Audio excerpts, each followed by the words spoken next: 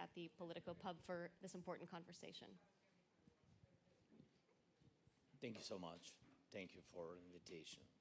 Mr. President, it has been a year since the Trump team began peace efforts. This year, though, has been the deadliest for Ukrainian civilians. It's been marked by the most severe attacks on the energy system, the complete absence of free U.S. aid. What progress do you see the Trump administration has made in resolving this war? Because from the outside, it does seem that we're where we were last year. So, it's not simple, yes, to finish the war. More simple to start this war, what Putin did, because he wanted very much. And I hope so, and I think that President Trump, with his team, and I think so, that they want to stop this war in any case. Yes, but it's really not simple, because, you know, for us, it's not just swap of something. It's not swapping of interests or something more, and etc. For us, it's our life. Russians came and with such big hateness killed so many civilians, children, and you see now the attacks on energy, as you mentioned, on energy infrastructure, just killing our people, and you know, each day, you know, we are surviving, and I'm, you know, each day I speak with all energy companies, with ministers, with my people, and I speak, and each day I give my condolences. You know, this is crazy war of Russians against just people, and that's why it's not simple to stop, because we can't just you know, stop because Russians don't want. And there are some signals from American side, from President Trump. They say, look, this is a time for compromises. You can make some steps forward. We made a lot of compromises. Putin and his friends, they are not in prison. This is the biggest compromise, what the world made already. And we stood from the very beginning and defending our sovereignty and our lives. And we just can't forget, you know, I think that everybody understands, we can't forget that they killed so many people. But we are ready, and when President Trump said, let's just do ceasefire, just, you know, frozen conflict and etc. And I said, yes, it's difficult, a lot of questions to this idea, but President, okay, we will support ceasefire, unconditional one. Putin refused. Yes, of course. He will refuse. I mean, this today one reason, tomorrow another reason, and etc. We need pressure on him. And now I'm not just you know, theoretically say what we need. No, real pressure. And Putin will stop this war if real pressure be on him. I mean, when talking about progress towards peace, do you think the president and his team have made substantial progress? Where do you think you would be on the path to peace without the United States? Further behind, further ahead, or where you are now? Now, first of all, it's difficult without between us. Just the two Ukraine, yeah, between all of us. It's a secret, don't tell anybody. Yeah. So, be honest. Today, only Ukraine defending Europe. And today, only Europe gives money to Ukraine and helps Ukraine. Today, only United States can stop Putin. And today, only Putin wants this war to continue. And this is my position. That's why when you understand this way of Putin, or way of how he thinks, if he thinks, I don't know, maybe he made a decision at the very beginning and now just move through this idea. Yeah. So, and when you understand this infrastructure, that's why it's need. If only United States can stop Putin, that they have to do more pressure on him to stop him. Otherwise, he will not stop. Yeah, I mean, there's so much talk about compromise and concessions that Ukraine needs to make. We'll talk about that, but is there any sense that the U.S. is successfully pressuring Putin, pressuring Russia to come to the table? Can you help us understand, are there conversations happening behind the scenes? The that we conversation don't see? began already. Dasha. You know that I mean this. n- So we had trilateral meetings. Yes, on technical level, not on the level of leaders, but our proposition was that we are ready to support the idea of Americans or the idea of anybody. I mean, to meet on the level of leaders and to speak about what we have to do, not what we are ready, what we have to do, because it's about people lives of the people. That's why what we have to do to finish this war, to end this war. So it, Yeah. I don't know why anyone would support Russia here. I mean, it's pretty much an authoritarian dictatorship run by a fucking awful human being, and not really against people of Russia, but it's just obvious. Me, at least. it's trilateral meeting or on the level of leaders. And I think that what Also, I mean, Russia, or at least the Russian government again, um, what led me to support Ukraine? It's definitely a multitude of reasons. I mean, again, the fact that Ukraine is essentially being invaded because Russia lost its grip on them, um, due to Ukraine wanting independence from a fucking dictator. Um, Obviously, they couldn't really let that happen because Ukraine has heritable land and it's a really important geographical um, area of the old USSR. Um, and Ukraine looks to be more interested in doing, they had a democratic shift. So it'd be better for trading than Russia, that's for sure.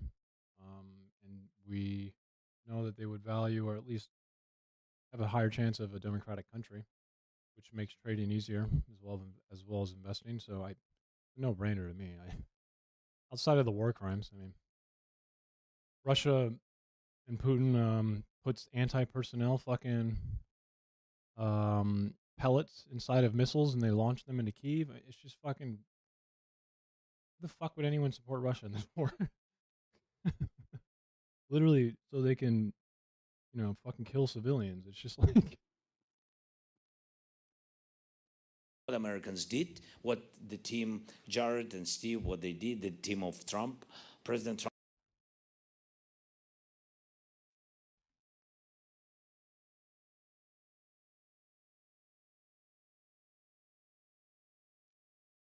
Fuck yeah. Pretty good, man. Holy shit. How you feel? You actually probably should start feeling much better at that point. Alcohol, the effects, they don't really last that long, man. Or the withdrawal stuff, unlike some other types of drugs. So probably start feeling like you have energy again and all that kind of shit already. Is that true? So they Good job, moved man. Russians to trilateral meeting on the technical level. Sorry to my. Keep it up.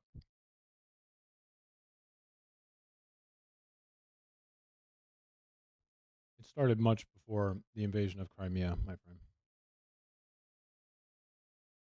There was fighting in the Donbass region even before that. I mean, Russia has Ukraine used to be historically a part of the USSR, right? And up until 2014, it goes by fast. Russia had more of control over Ukraine, even though it didn't really have it within its borders, kind of like Belarus. Like Belarus is another country that is essentially a Russian proxy state, right? So Ukraine has a history and identity. Actually, that's pretty old too, right, Dennis? But for the sake of this conversation, yeah, correct. I mean,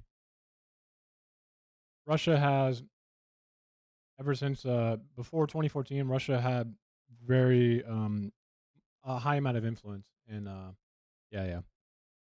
So the history of Ukraine is pretty old as an identity, right? It's not always within the Russian Empire, but which is probably one of the reasons independence and democratic resurgence even came about again, because they have like an identity that's different than modern Russia right now. Even they're very proud culture. Um, Probably should be, because it is the Bloodlands. Fucking, I think more people have died in the area of Ukraine and Poland, Eastern Poland, than in any other area of this entire world. If I'm not mistaken. It's literally called the Bloodlands. Team, maybe they're here, Ridiculous. they're friends, but I said technical level, so I'm very sad. They're not here, so technical level is Yeah. good. So, I mean, this seriously. So we had such meetings, trilateral meetings. But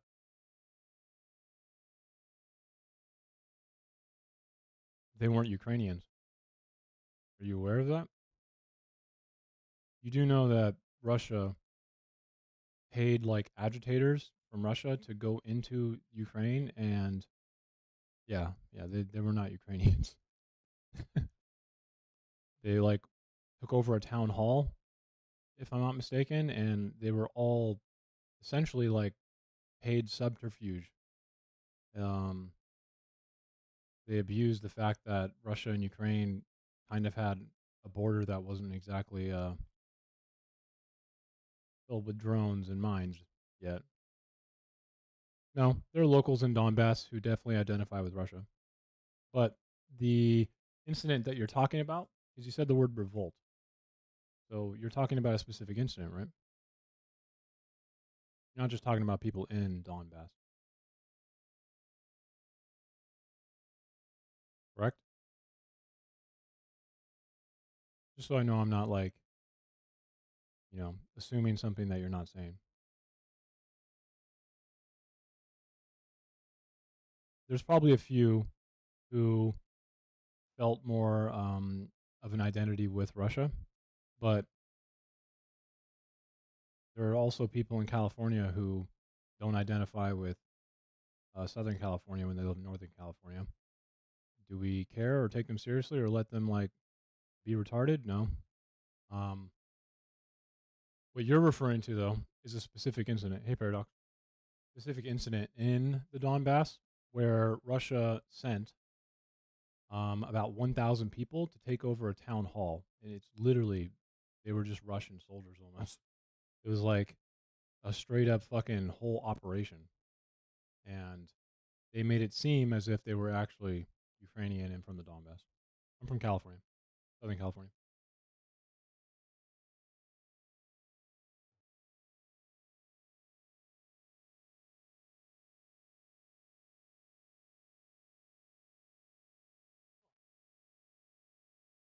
Jesus. I need to fucking post. I'm so fucking lazy with posting, guys. I know you're supposed to like, you know, market yourself or your friends and like that if they want to watch. But my God, I'm so fucking lazy. That's not something I can answer. Sorry, Marvin. I wish I could answer that, but that's honestly just not something I can. But what you're referring to, okay?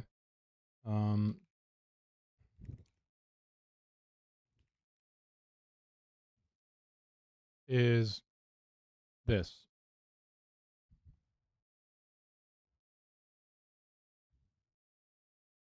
So there was an uprising in 2014, and it was essentially just Russian paid separatists, okay?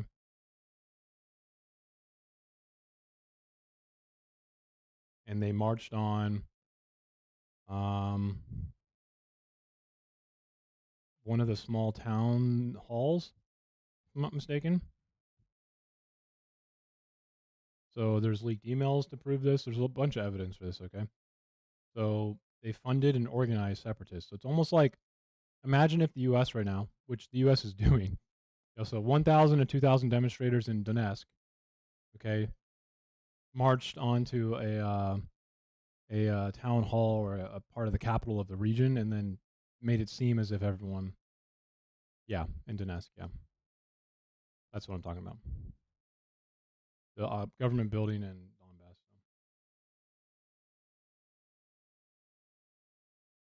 I never used Twitter. I fucking pointless in my opinion. There's nothing long form there, and I tend to be one who wants like a little bit more out of someone's like conversation or at least a dialogue, and you just can't get it on Twitter. I mean, it's good for like quick news updates, but like if there's sources and stuff, but like opinions on Twitter are just why? It's just why? I don't get it. You're just never going to be able to actually learn or like understand anything. But it's good for, I know it was good for like keeping track of people who actually like source stuff and like just became news outlets, right? It's like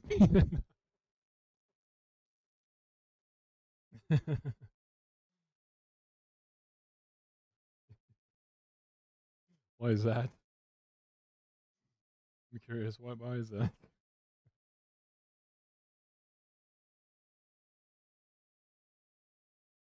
App or stream? Exclamation points.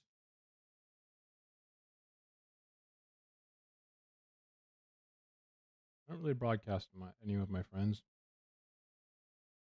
But you know what?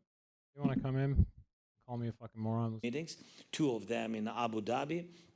Before this, we had meetings in Turkey, but it was not really in the same room with Americans and with decision makers. So now we have this, and the next meeting will be in Switzerland.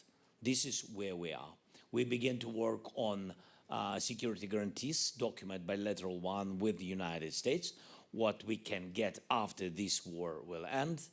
And they want the children back, right? Ukraine's agreed, I think, to everything. But from the United States. Yeah, well, fuck you, Dennis. Hope we can sign this document because it's ready. And we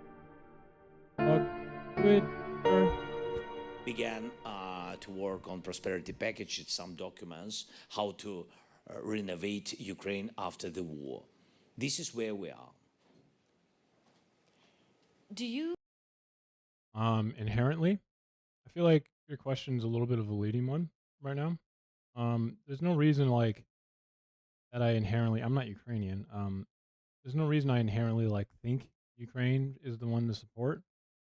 I just support Ukraine contextually. One, because Russia is not run by a good man, and the intentions that Russia has shown so far are not good. Ukraine seems to be in this war because they wanted to separate from this said man. So I feel like it's kind of an easy decision, right? Or do you think that's wrong?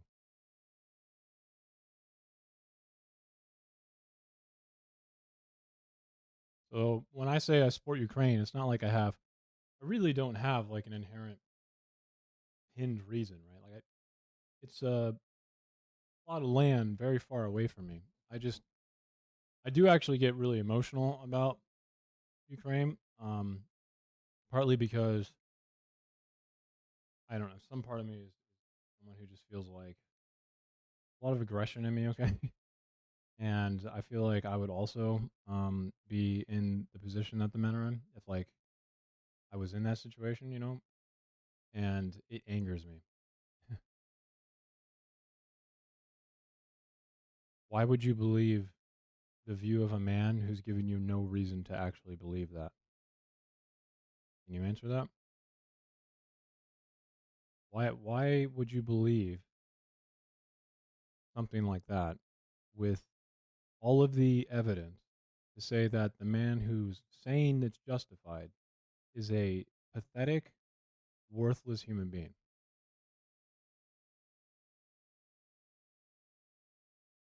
So,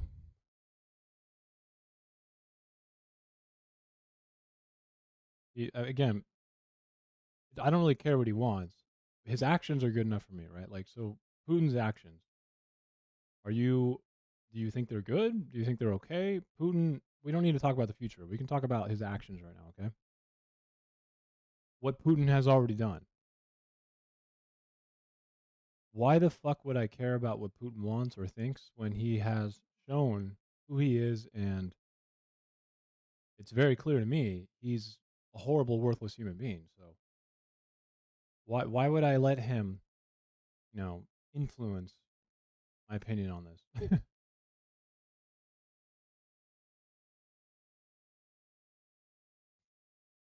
Nico's a fucking loser. You get the sense that Russia That kid's is a fucking loser. taking this process seriously, or do you think they're An insecure bitch. playing games?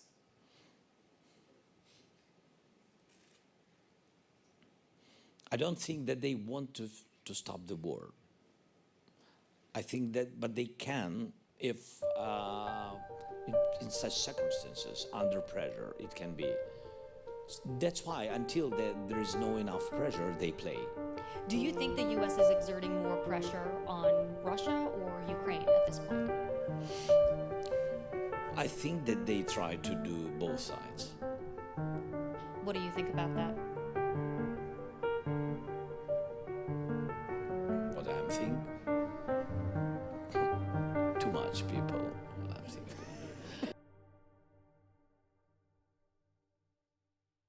My knowledge, no. Ukraine, also, I don't think you're answering my question. It's not like I'm against Russia, by the way. It's just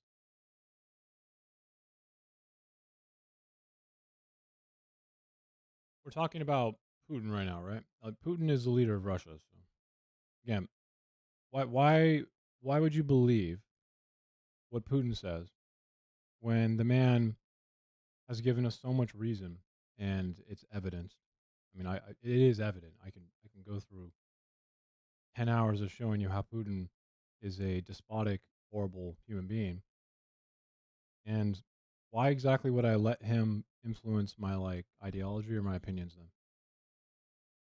Why would I believe a single word the dude says?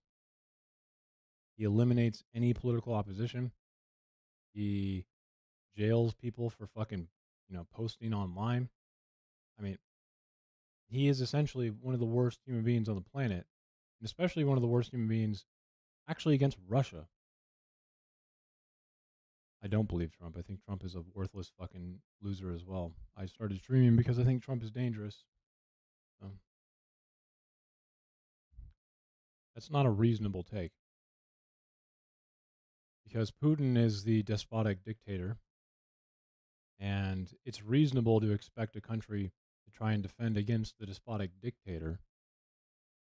Europe and NATO are not run by despotic dictators. So the reasonable thing to do is to try and defend yourself against a man like Putin, right? Who has shown that if he does capture your country, he will end you. No, you're okay. I literally started streaming because I think Trump is dangerous. I think my country's gone, and I'm trying everything I can to reach people. Trump is a horrible human being as well.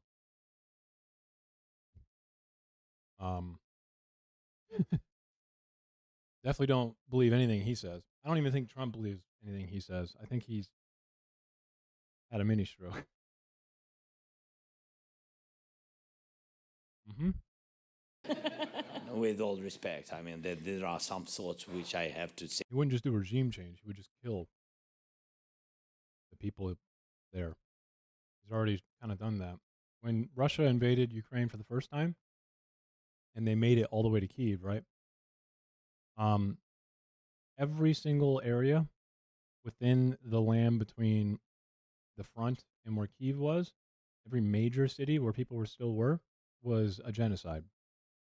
So if Russia was able to actually make it through, I think we can all agree that it already happened once. Russia doesn't have any plans to give them citizenship. So it's actually like an existential fight for their life. They'd have to flee the country or die. So Safe with and this is also evident. I can show you a lot of evidence for what I just said. A lot of people don't believe it, but me. I know that the fate of the Donbass is one of the major sticking points in negotiations. My sources at the White House say it's unlikely that there would be a deal that keeps the entire Donbass in Ukraine. Have you accepted that as a likely outcome? No, you know that no, um, this is a no. big mistake to allow aggressor to take something. It was a big mistake at the very beginning from 2014. I can tell you it was even before when it was attack and occupation part of Georgia, and even before when it was occupation of Chechnya and destroying totally and killing 1 million people killed and wounded. So, I mean, so many mistakes. And I don't know if that's true though.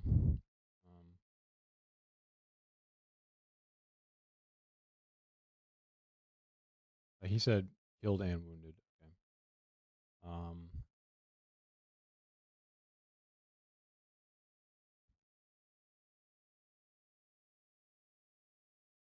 it's not just about the land actually. It's the fact that like they're just supposed to like live peacefully next to each other afterwards. The people who live on the eastern border of Ukraine there would probably never stop fighting, and same with the Russian western side. People have lost kids in this war. Like, you can't expect those people to like not try and fucking kill the people who killed their kid or something next to them. And he's right because there's no guarantee that Russia would stop. And the thing about the Donbass, okay, the thing about Ukraine in particular and why this war is really difficult, the terrain here is really, really difficult to fight in. Um, there's just so many fucking casualties every single time there's a war in the Bloodlands, and one of the reasons is primarily because it's like got a lot of seasons. It's open, and then it has like these little fucking geographical choke points. So by Kharkiv up here, we have little bit of mountain, but for the most part, we have like these main roads where you kind of have to go through, and they get muddy, and they experience all the seasons, right? So the mud will like make tanks just not move, and it could change on a dime. So if you don't have good supply lines, I mean, just historically, this area has been really hard to fight in. And if Putin's allowed to actually get the Donbass, okay, then he's passed a really hard geographical place, and then he can easily assault the rest of Ukraine easier. Does that make sense? So like, the Donbass is going to be pretty far into Ukraine, if I'm not mistaken, and this would be strategically really important for Putin if he wanted to try and go further into Ukraine. And the reason for that is because if you see the geographical difference here, right? The Donbass is essentially this. After this area here, it's just flat plains. That's it. So all of these cities here that are really hard to fucking capture, that Russia is taking a lot of fucking casualties to try and do, especially like where the fuck is it? Definitely further in now, right? I want to say around here more by Donetsk, where some of the larger battles are. Where's Advika? There's Advika. So this area here, Advika, is super important, right? Because after this, it's kind of just all plains. So why do you want to lose land? I'm confused.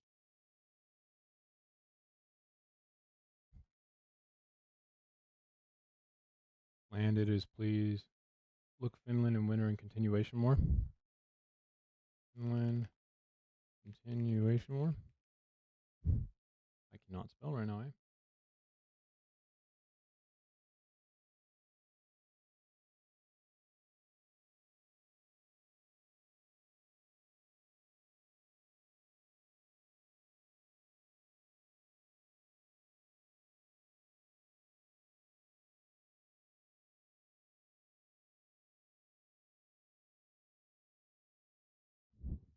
no one wants to lose land, but I just want to point out that the land of question right now has extremely high military significance. Is probably what I'm trying to say.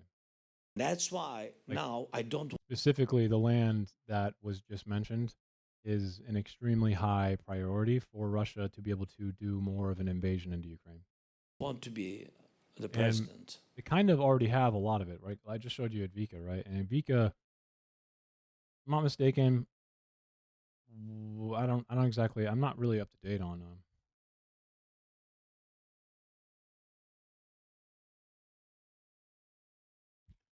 I don't know where the front is anymore. Let's see. You're fine.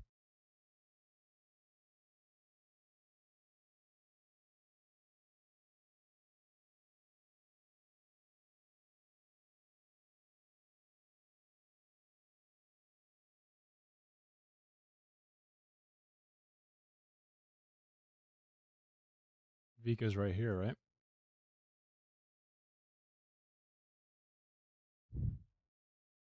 No. Where the fuck is Advika?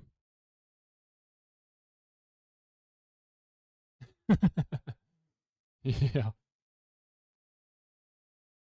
I mean, I think I understand what you're saying too. There's like an ideological argument here that you can't just let that happen. Right? I mean, that's obvious. Oh, there's the nest. So Advika's back here. They've moved past Advika. A lot further than the last time I looked at it. They've captured a lot of ground.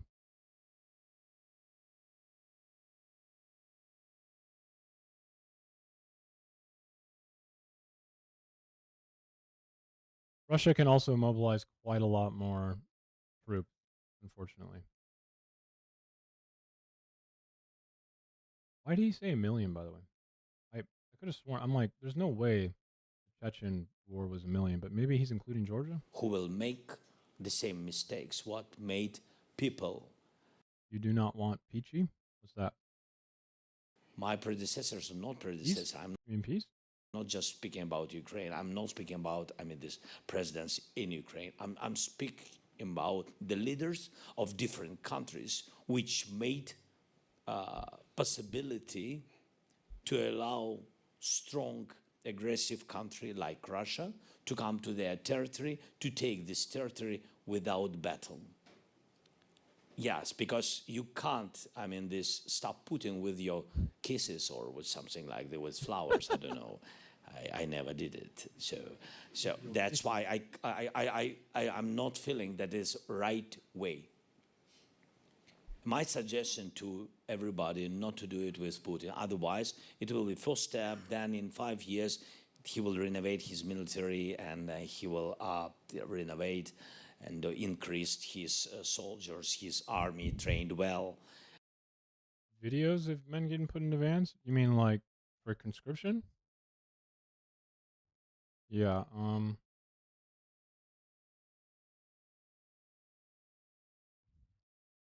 just gonna go ahead and ask you right now. Do you really think that's happening? Because now he lost a lot of well-trained people. You know that he loses now 30, 35 people per month. Can you imagine in 21st century?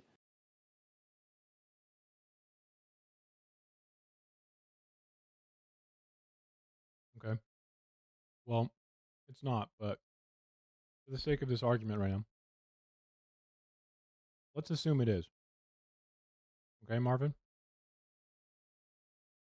I want to let you know, though, that Russia under Putin has already done this. They forcibly conscript people in Siberia, especially the native populations. I'm sure you've heard about this, but there's actually reporting and evidence for this. I even remember watching a video of a dude who was a casualty, lost his fucking arms and legs, and he got like a fucking like fuck you gift or something like that. And North Koreans and stuff, but they're doing it forcibly in the same fashion. So Marvin, if I do grant this, which by the way, what you said is wrong. You should not believe that. There's no evidence for it. There's no real evidence outside of some online social media videos, which that's not overcoming any burden, dude. I'm sorry. You have zero clue what's happening in those. So just okay, Graham. But again, I'm going to grant the argument. Okay, Russia already does this, so I just why would you support Russia then? If that's a reason to not support Ukraine, then I don't really know how it's a reason to support Russia. You see what I'm saying? Can you imagine 35,000 of people he loses each month? I'm not sure that he knows about it. But, Mr. President, That's why we can't just withdraw. but yeah, you said from our earlier territory. that the only power that can stop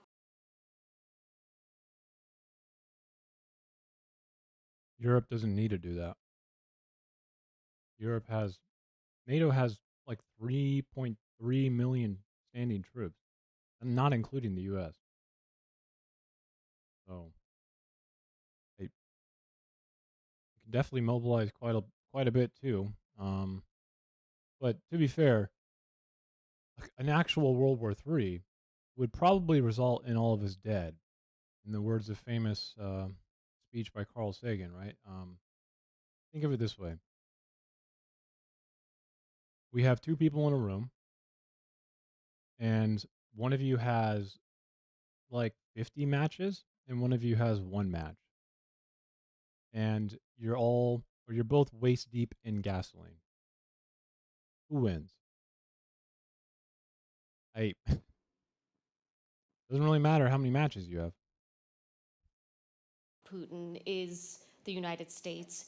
And in the mind of the president and all of his advisors in the White House, they believe that there is going to have to be a deal where some of that territory is given over to Russia. I think we think that maybe a lot of people think that This guy probably is just so fucking stressed all the time, dude. he decided Like, to divide Ukraine part after part. The first one was in 2014 when he occupied Crimea and big part of Donetsk and Lugansk regions. Ukraine's losing this war right now, so Russia can mobilize, if I'm not mistaken, in total, they can still mobilize like 10 million people or something. So Ukraine doesn't have that kind of manpower. And since Donald Trump won, that wasn't good for Ukraine. Donald Trump is essentially like fucking sabotaging a congressional act that's supposed to give them weaponry at every single chance he can get, and Ukraine desperately needs that. So, and I'm not going to click that. Why the fuck would I click that when you come into my stream and then call me a scumbag? Like, let you keep your modding, okay? But like, that's not how friendship works. The second part, what he wanted to occupy.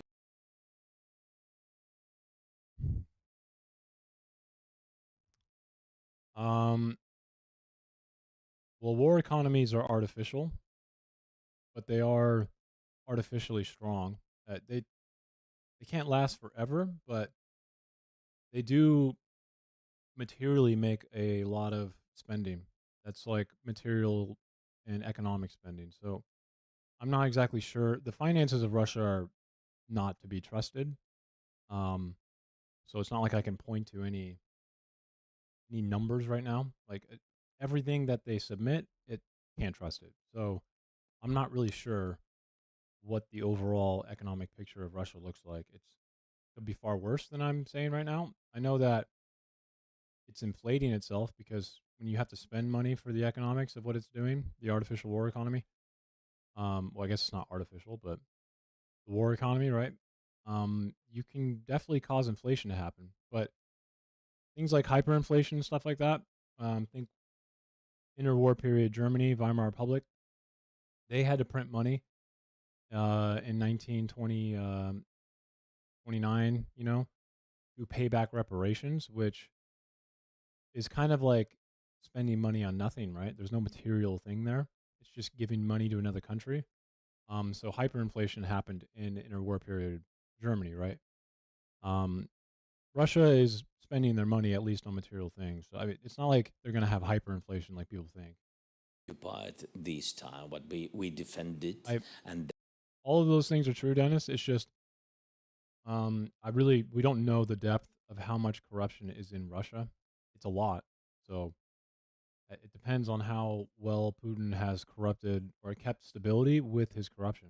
then we pushed He's not a dumb man, back him even if he is a horrible man. But he's not a dumb man. after Kiev operation and then Kharkiv operation. And yes, but I think that now this is the goal for him to occupy all the eastern part of Ukraine. But first goal is Donbass, totally Donetsk region. That's why he is trying to push this narrative that if Ukrainians will withdraw by themselves, by their will, yes, so he will stop this war and etc. But this is just the second point, and then he will need, and he really needs, because he lost 1.5 million people. I mean, difficulty wounded, if I'm right. I'm not sure that in English difficulty. I mean, yeah, how to say it? Severely wounded. And also killed. Yeah, so together, that's why he lost a lot. He needs time, he needs money, he needs to be Why is there out so of much sanctions, he needs to increase the number of his soldiers, he needs army 2.5 million, something about this, not less, and then to occupy us, to come and occupy us. This is the goal. That's why we can't give him this. Do you think that President Trump and the White House understand that? Because in my conversations with them,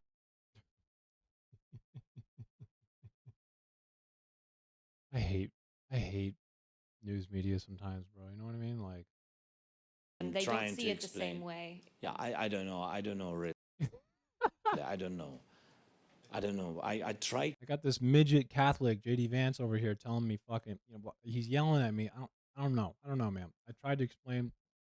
He's weird. Okay, he's Catholic, but says the Pope sucks. I don't get it. To explain, and we work together, and I'm thankful for the time what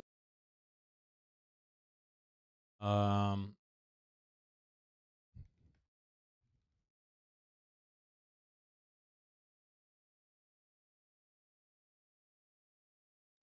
oops. No images. I mean, yeah, this looks like it. This looks like an Iranian or a Russian drone. Like the Shabbat or whatever, or the long range one. Yeah, they can definitely go a lot further than Donetsk, my friend. They can hit into Russia. I'm pretty sure they're used on Steve and refineries, Jared right? gave to my team, and they worked a lot of hours. I hope that at the end we will finish this war and we will have good result, the peace for Ukraine. But it has to be fair, real freedom, real democracy, real life. Not depending on Russia in any way, from cultural to energy. So, and if we will have it, so I hope so. The question is when we will have it. But I hope that really American side wants it. But if they understand all these details, I don't know. I think it's not simple. What I see that they give more signals that Ukraine has to make compromises and not Russia. And I Trump? think that this is not. This is an awful war. So many people dying. It's such a shame. Hurry up and be over so I can wait. I can get my Nobel Peace Prize. Because I need to hit my 10th war. That's a nice, even number, big for ratings. And of course, it's more simple. But does that put you in a tough spot? Because That is, What I have tough what? does that put you in a difficult position because Thank you. I've worked on it real hard. Everybody knows. it In fact, I think some are saying it's the best ever. I'm not sure, but I mean, I hear people. I is ultimately the United States that has the most power guess that's what happens when you're huge. in this situation, right? As you said earlier.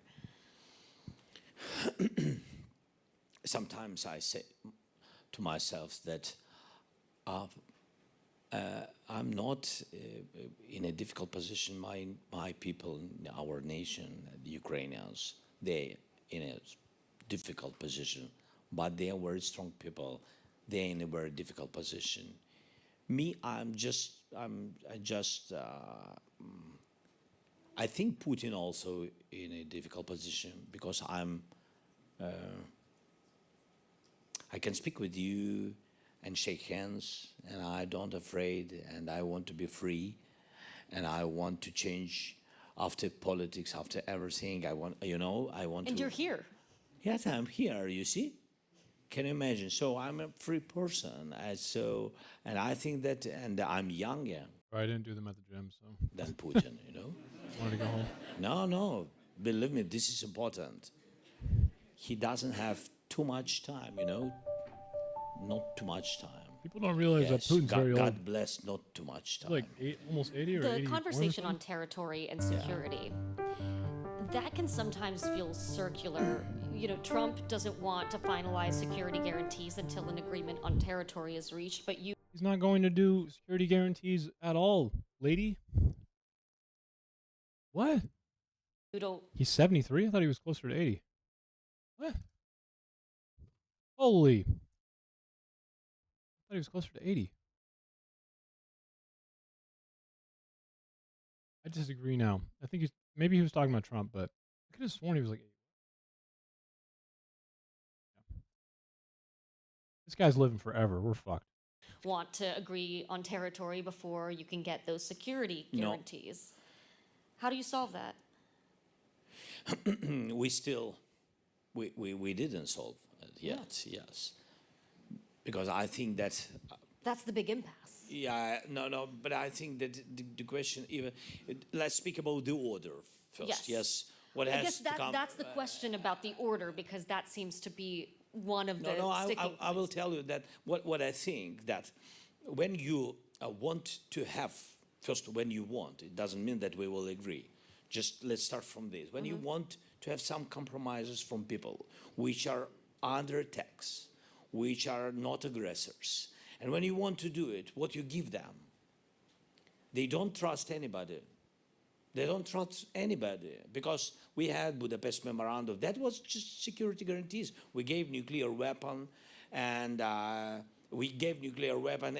different weapons and a lot of jets and etc. Dozens of jets. And yes, we gave it, and we've got security guarantees that our sovereignty will be our, and we will have independence.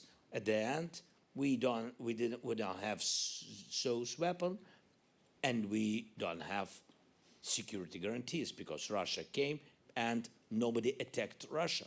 Nobody saved our independence. It's true? Yes, it's true. That's why it's understandable why people don't trust, because they are not in fantasy life, they are realistic, and they lost their families and their houses and their way of life. That's why people have to see what security guarantees will be. What if Russia will come? And a lot of them, believe me, that a lot of them think not what if they will come. They think when they come again, because they are sure that Russians will come again. And they just say, no, we will not run away. We just want to hear what does it mean? What is the price? What does it mean, security guarantees from the world leader, the United States of America? Strong leader. And our American friend, they prepared security guarantees, but they said, look, first, swap the territories or something like that, and then security guarantees. So that's why I think First, security guarantees. Second, it doesn't mean that we will give our territories, because there's different questions. Security guarantees, and we are ready for compromise, but we are ready for what kind of compromise? Not for the compromise what will give Russia to renovate quickly and come again and occupy us. So this is important thing. This is where we see, how we see priorities. But I think in any way that security guarantees will work only after Congress will vote. So what to be afraid of? I don't understand. So we will sign with leaders, we will sign security guarantees for Ukraine. It's a great signal for people that, look, America. It is my honor to be joined by the 44th President of the United States, Barack Obama. Mr. President, thanks so much for joining me. It is wonderful to be here, Brian. Thank you for having me. So as you know, better than anybody, the discourse has devolved into a level of cruelty that we haven't seen before. What was disqualified? Bullshit. Been 10 years of it. 12. Come on now. The discourse has been fucked since Trump stepped on the fucking golden escalator, dude. He's always been like this. This is not new. He's been normalizing this for like 12 years. Qualifying just Didn't a like few that. years ago now not only feels fine. No, not disqualifying. Trump, like, people don't realize that Trump has been doing this for like 12 years and he has normalized it now. Certainly didn't disqualify him then. Acceptable. Does anyone remember when he called Ted Cruz's wife a fat cow and then said that his dad was a fucking murderer? And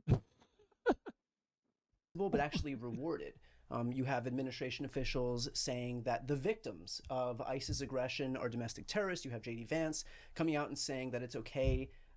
Trump, again, has always done this. I mean, notoriously took out an ad while the Central Park Five were still on trial and were found innocent, asking for their execution. I mean, You don't have to apologize for being white. Just days ago, Donald Trump put don't a have picture to. of you. that's a weird thing to say. You don't have to apologize for being white. Couldn't have picked any of his other fucking statements. He had to pick one that was like probably true. Your face on an ape's body. And so again, this is, this is kind of, we've seen the de-evolution of the discourse. How do we come back from a place that we have fallen into? I don't know, man. Well, first of all, I think it's important to recognize that the majority of the American people find this behavior deeply troubling. That's not what matters, though, Obama. It is true that it gets attention. I do wish Obama would at some point, like, no, but just like describe the fact that it's not really positive in America right now.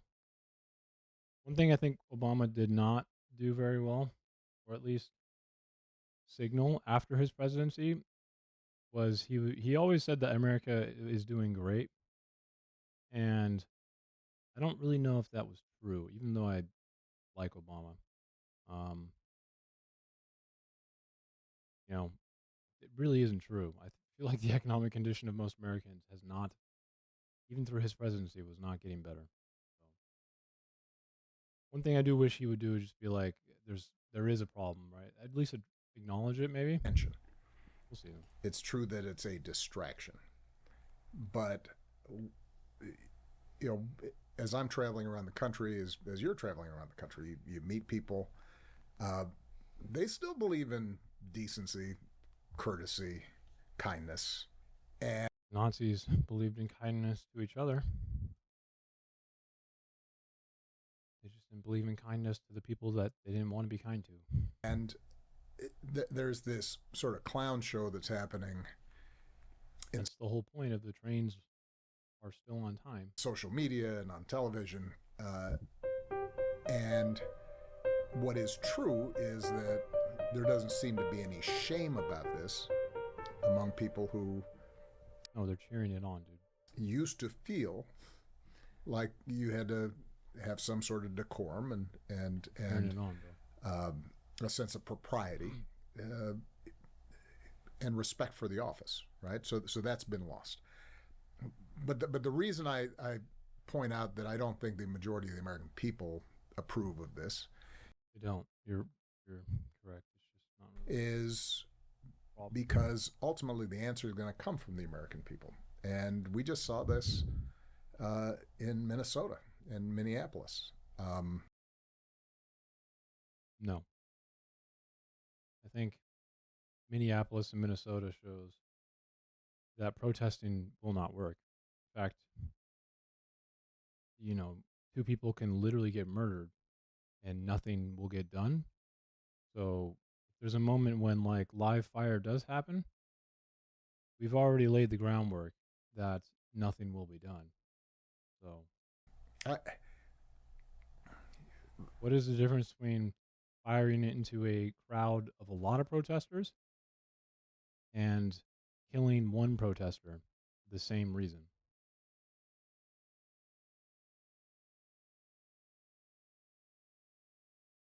You're going to justify it the same way.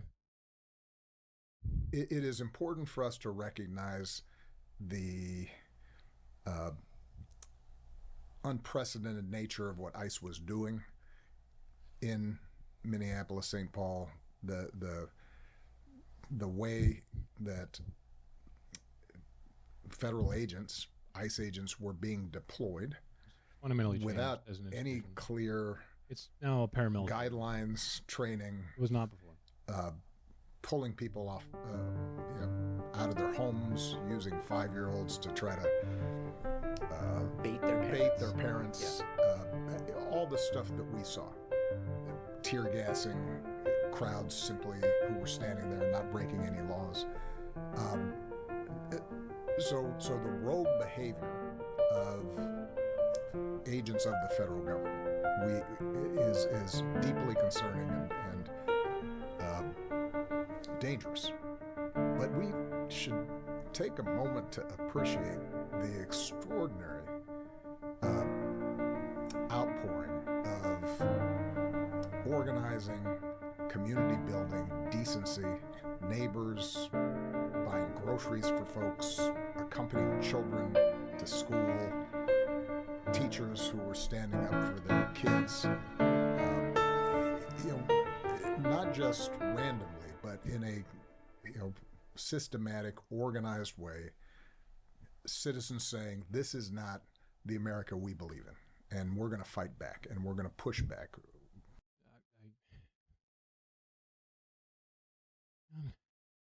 With the truth, and with cameras, Shit doesn't win, dude. and with peaceful. I normally think Obama has a lot of insight. Right now, I feel like the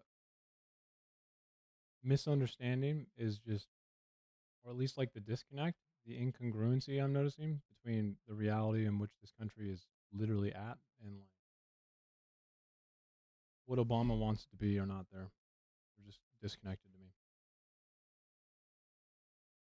I don't think it means and represents a good thing if two people can literally be murdered and nothing is happening about it. It just signals to me that the protesting is fruitless unless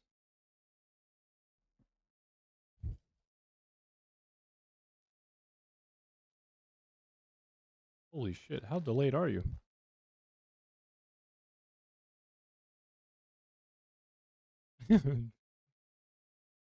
Brand, how delayed are you?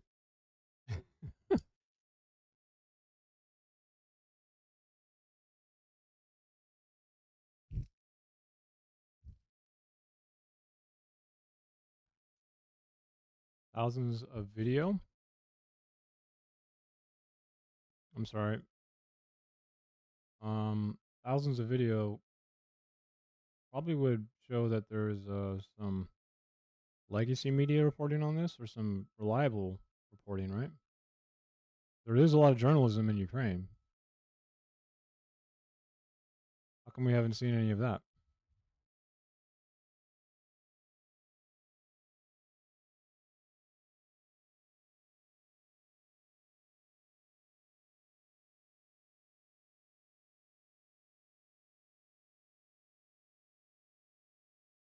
I might be cocky, but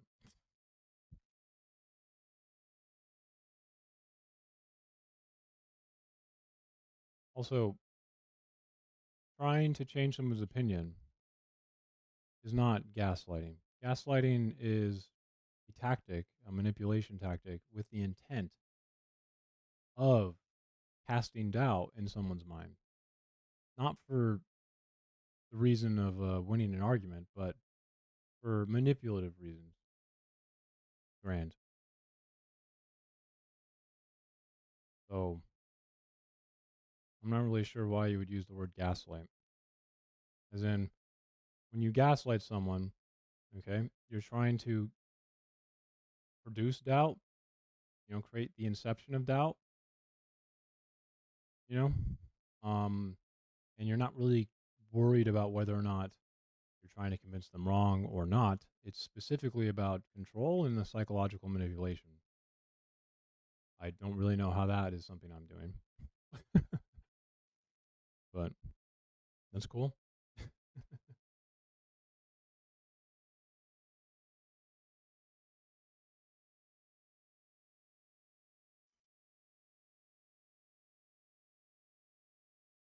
CBS is legacy media. Is that what you sent me yesterday? I mean, I'm pretty sure I haven't really seen any legacy media or any just individual reporting on what you're describing, but I mean, link it again. We'll watch it.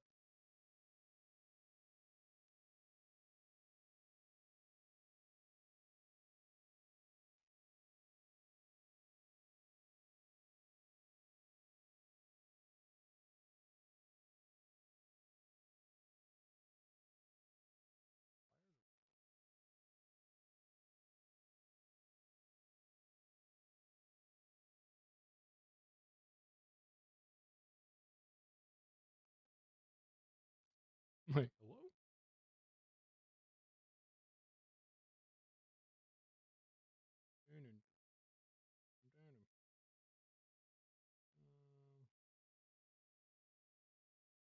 Got a new mouse. Protests and shining a light on uh, the sort of behavior that in the past we've seen in authoritarian countries and we've seen in dictatorships, but we have not seen in America. And that kind of heroic, sustained behavior in sub-zero weather by ordinary people is what should give us hope, and it should remind us that at the end of the day, the way we get a democracy that's working, the way we get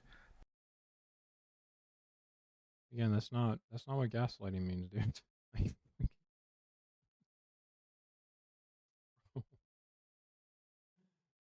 Gaslighting is not okay when you have a disagreement with someone, right?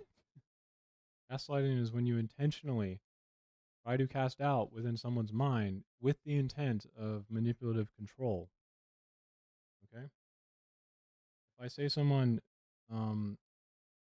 is incorrect and that the videos are not real, okay, I'm not trying to control them when I do it. I'm not manipulating them for the end of being controlled. Okay? They're very different things, man.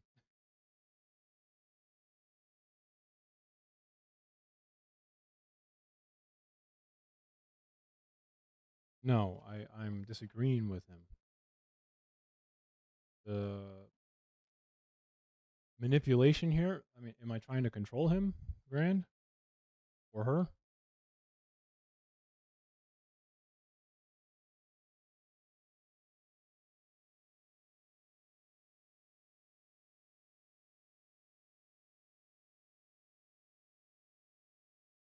Like, just disagreeing with someone or saying that, you know, someone is wrong is not gaslighting someone, dude.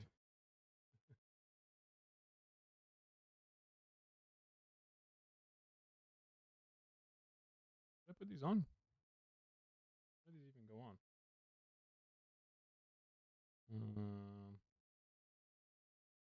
I am going to. All right. Hey, Birdman. Policies that actually uh, are helping working families, uh, get ahead. The way that we restore norms. I do have to say though, if Ukraine, is doing what you're saying, Grant, they're sure doing a bad job at it because they definitely have quite a low amount of soldiers.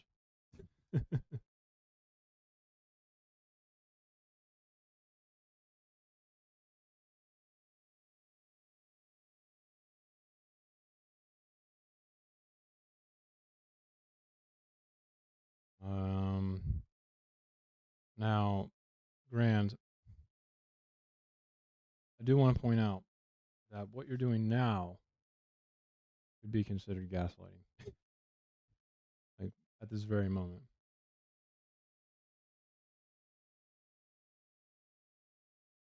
You realize that, right?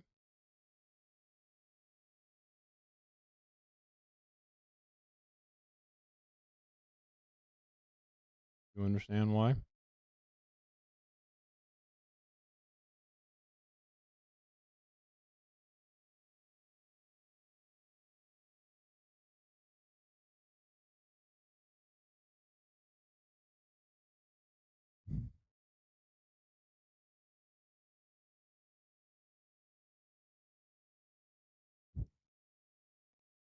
Ooh, Rippy.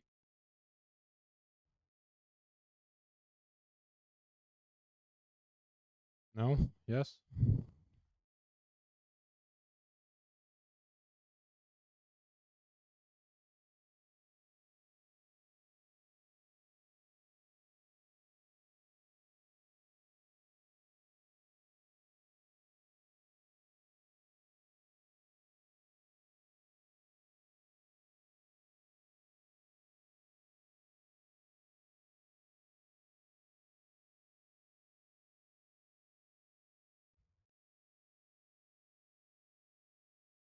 Ooh, I like this. These little things. Oh, fuck. Pull the whole thing off. Grand, how long is your delay, bro?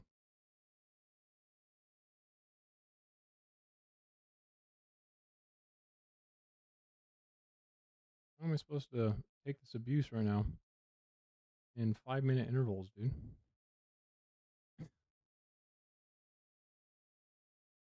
Not fair.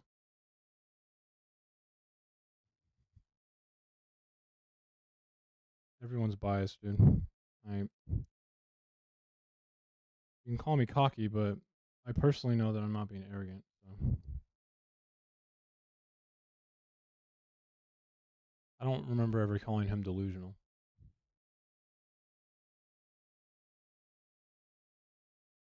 I think contesting social media videos is probably a smart thing to do, especially when we're talking about evidence. And Grand, once again, your last sentence there is interesting to me because what you're doing right now is trying to gaslight me. You know that, right? Do you realize why? I implied that the videos were fake, yes, or misleading, because there are lots of evidence to support that. Because social media is very easy to manipulate, Grant. Don't you agree?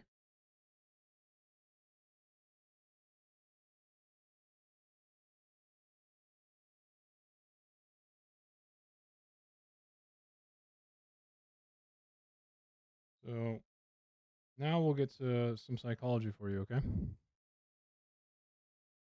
Did I ever say that he is delusional?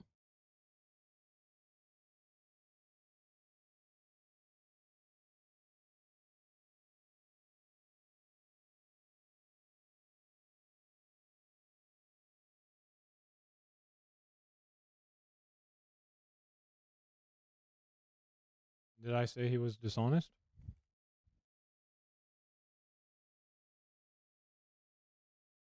at all? Yes or no?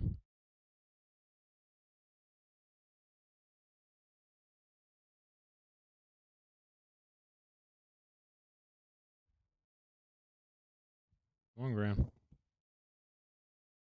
make me bogos you. Fuck.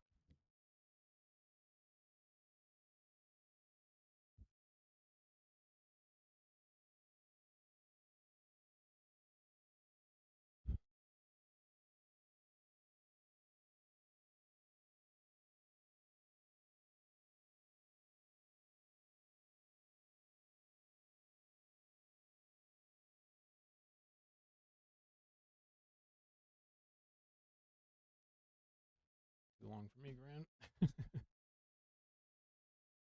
Damn it. Rule of law, decency, it's going to be because we, citizens, are activated and paying attention and saying enough and saying, you know, we have a different idea of what the American family should look like and community should look like. And that is what I'm seeing across the board. So, you know, I was on a panel a while back, and I said, you know, a lot of the values that we say we subscribe to during easy times, during peaceful times. Grant, where did I say to Marvin that he was dishonest? Or that he was seeing things?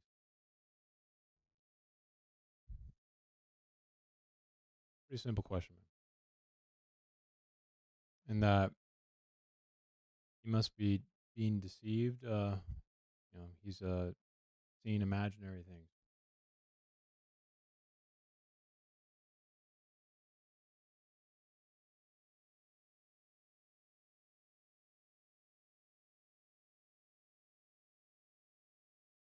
And Grant, I didn't click on your links because why the fuck would I do that when you're acting like this? I don't get it. You just expect me to like. I disagreed with him. I guess you could look at that as invalidating, but I mean, you said gaslight. It's got a specific definition to it, bro.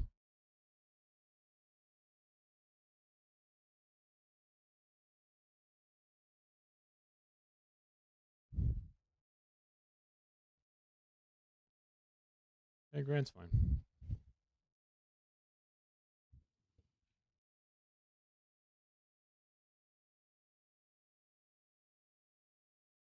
It's easy to say we believe in those things, Right, when they're not challenged. when they're not challenged. You know, it's easy to believe in free speech when I guess so. it doesn't seem like the government's trying to crack down on free speech. It's easy to say that you know, we believe in I the don't golden know. rule. Honestly, don't know. I mean, I can come off like an asshole sometimes, so maybe he's just mad about that.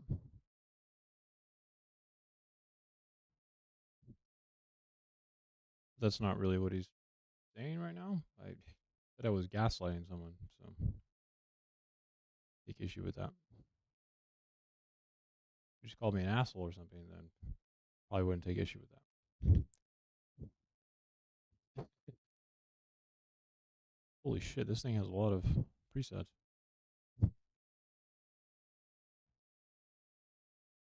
You did?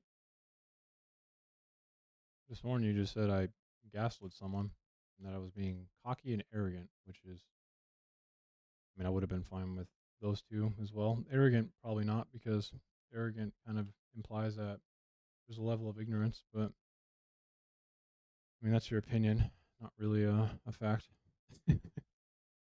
But definitely disagree with that.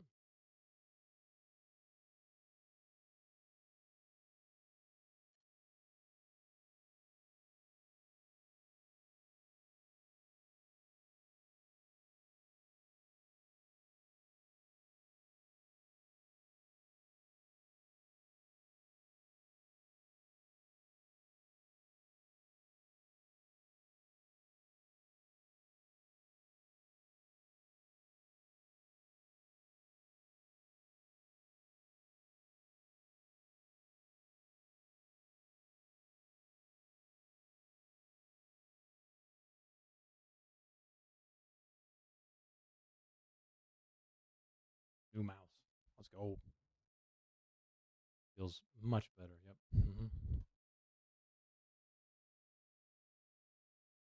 when we aren't at risk of being arrested.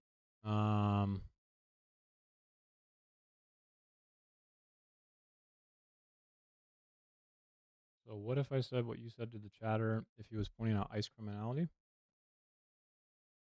Well, why would you just assume that wait, so let's so you're me in this situation, and what's happening here is that the videos of ICE murdering people are like the van videos. Is that what you're saying, Gran? That's the analogy, right? So videos of ICE murdering people in the streets, which legacy media most definitely has reported on to the ends of the earth and verified with certainty that they happened, is the same as social media videos of Ukraine abducting people in vans and forcibly conscripting them. Is that the analogy right now, Ryan?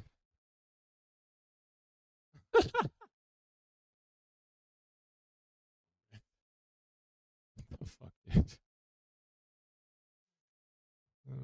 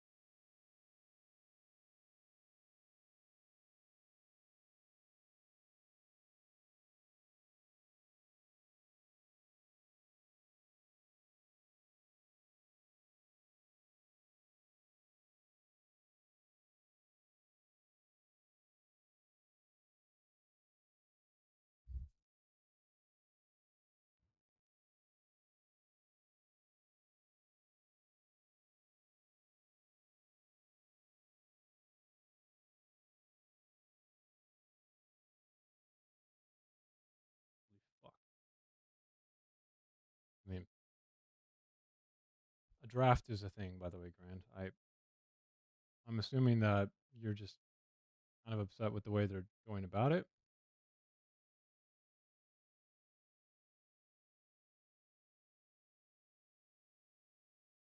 Is that I know you're against coercion by government. I mean, I'm pretty much against the draft as well, but I live in the United States, not Ukraine.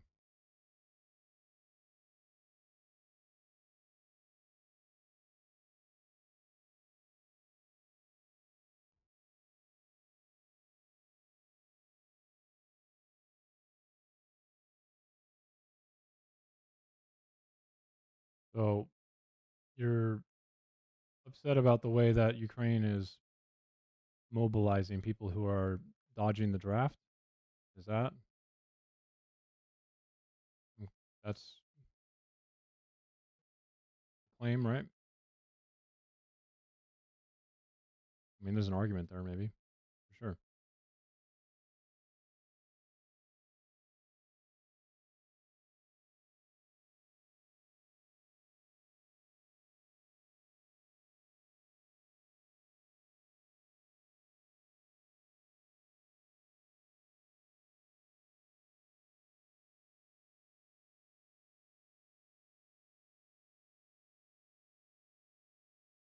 Rand is having an issue with me in the way I responded to Marvin earlier when I said that the videos of Ukraine going around and picking up random people in vans and, you know, as if like there's no um, indicators of what's they're being abducted, and me saying that that's fake.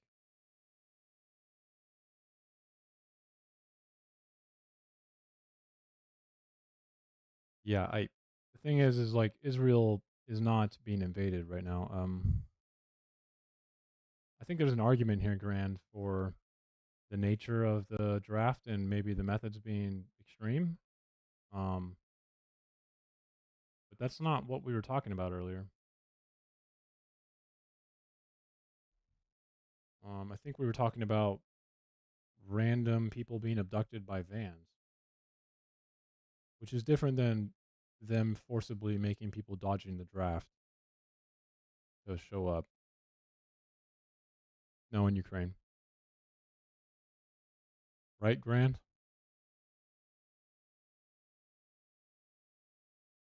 Like, those are different things. Plus, if the argument here is that Ukraine's bad for doing this, I why the fuck would you support Russia? Russia does this and more, and very funny because we just pulled up a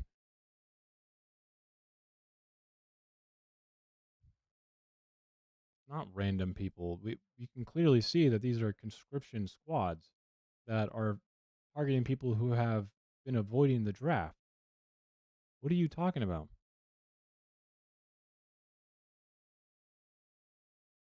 What do you mean?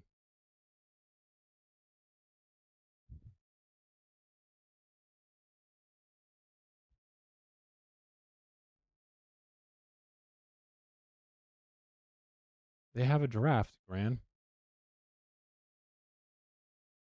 They can't just put everyone in prison because they're being invaded and they don't have any soldiers. This is not like the US or Israel. And again, there's an argument there to be had. There's a point that I understand. And I know it definitely conflicts with your ideology. And it kind of does conflict with mine. Um,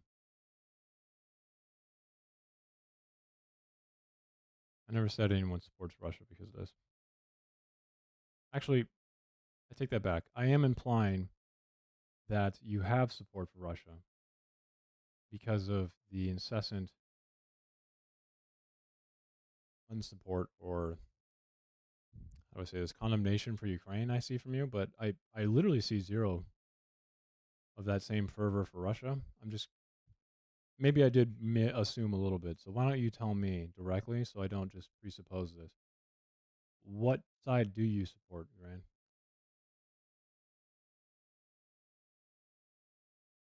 Is it none? Please tell me you're not just going to say none, right?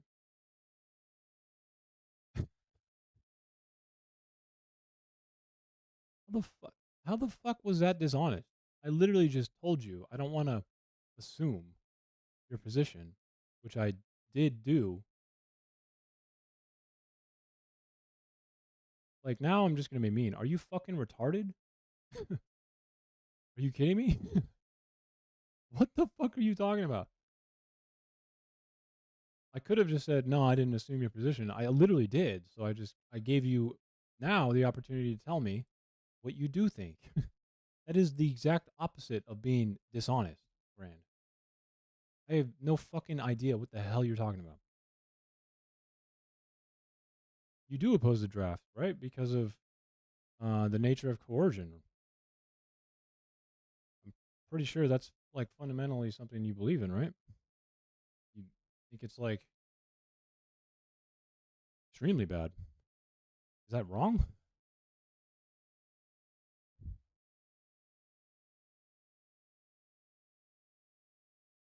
I'm kind of in opposition to the draft as well, just to be clear. I have this hurdle of like the necessity though when it comes to um, the essential aspect of being invaded. I don't know. I'm not really that sure. That's the thing. But I'm fairly positive that you are. I don't really get what you're trying to do now. Do you suddenly like? Are you okay with the draft now? What the fuck? What's going on?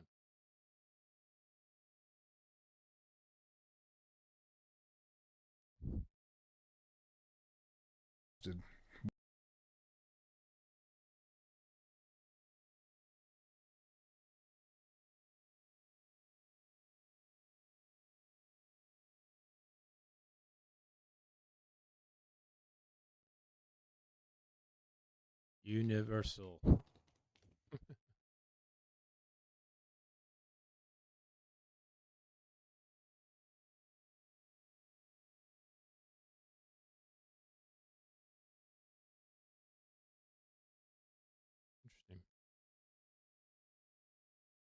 It's not? Oh, might be because I turned down some stuff. One sec. Fuck. Open higher better or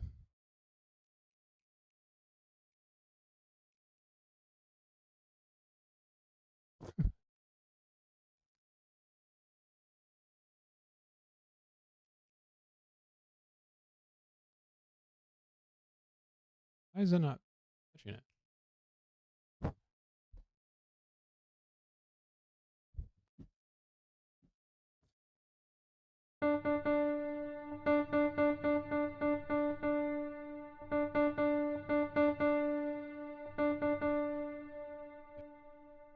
Noise gate right now.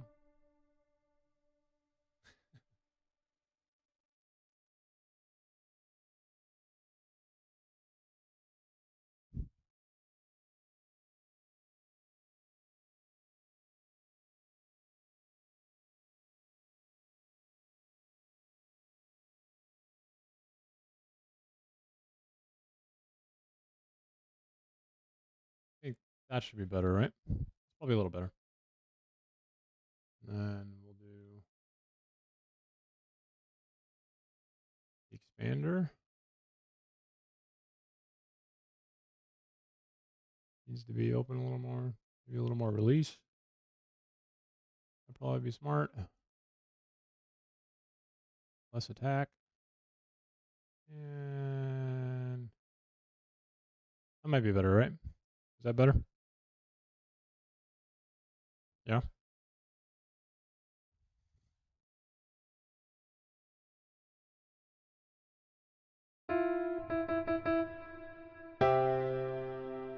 That's not being caught. We should be good now.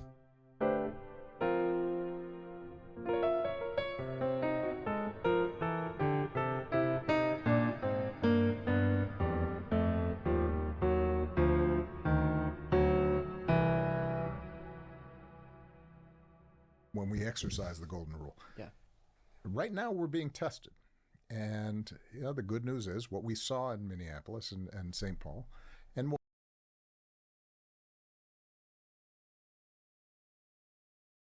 Yeah. Probably stop making fun of you for it then. what we're seeing in places across the country.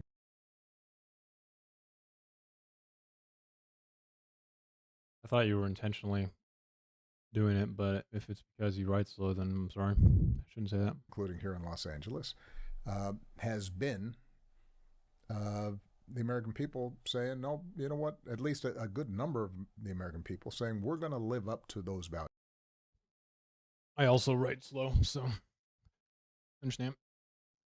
values that I we say overthink we what I write. believe in. And as long as we have folks doing that, I feel like we're going to get through this.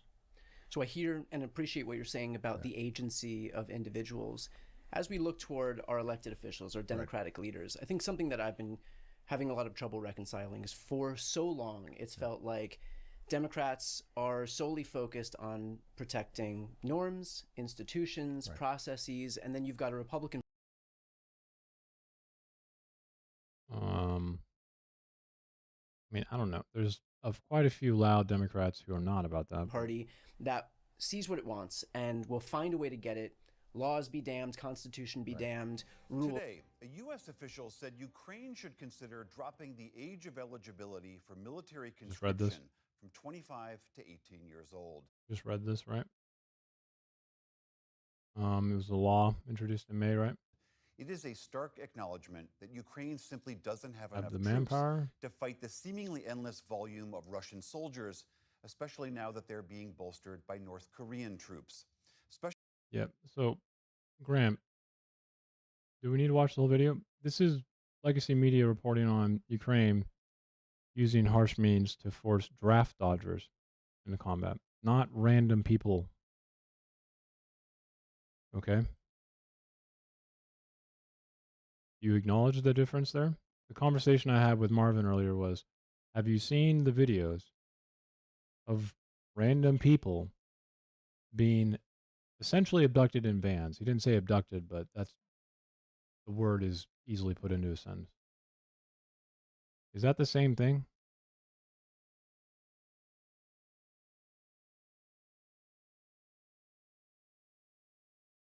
Just we need to acknowledge that like first.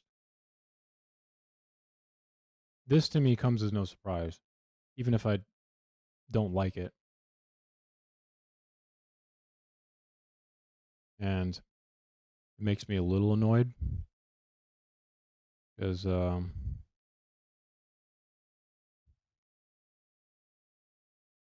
mean, I don't really like the idea of coercing someone or forcing someone to die for such a stupid fucking reason, but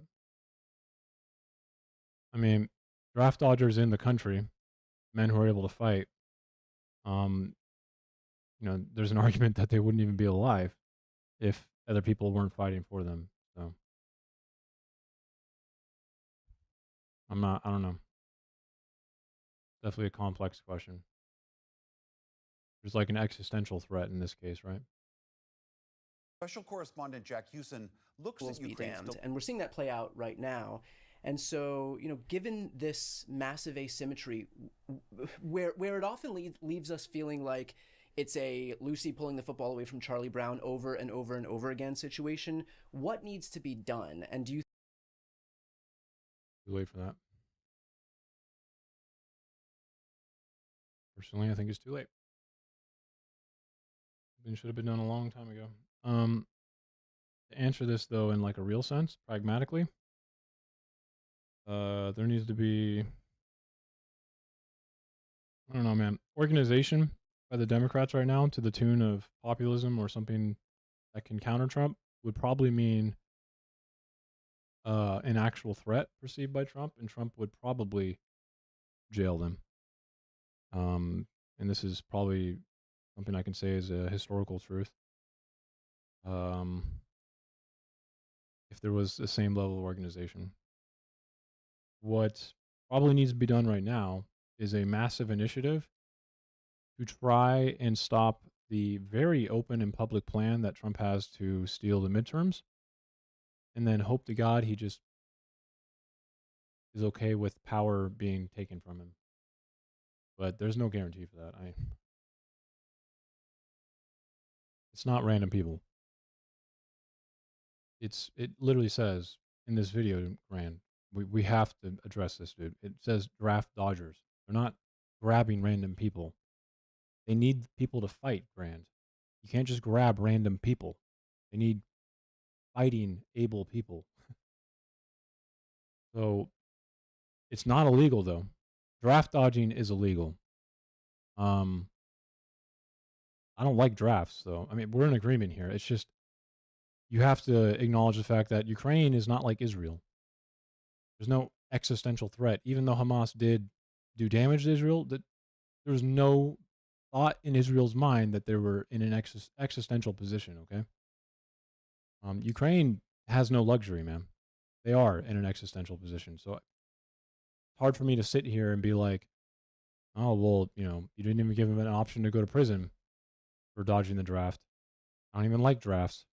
When Ukraine very well could just cease to exist if people don't fight for it.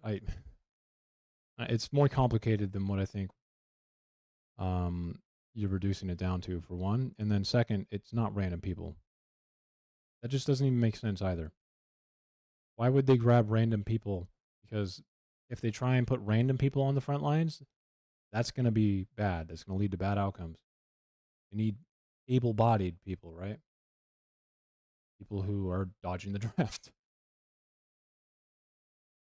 dilemma and the country's sometimes harsh solutions. And you think that there's definitely an argument to be made if, they are driving up in a van and grabbing, draft dodgers in that manner to force them to come conscript. I mean, I'm not going to say that's like a normal process that should happen, right? that our Democratic leadership and our Democratic elected officials understand that for the first time. Well, look, I think we have to acknowledge that we've got the harder job, right?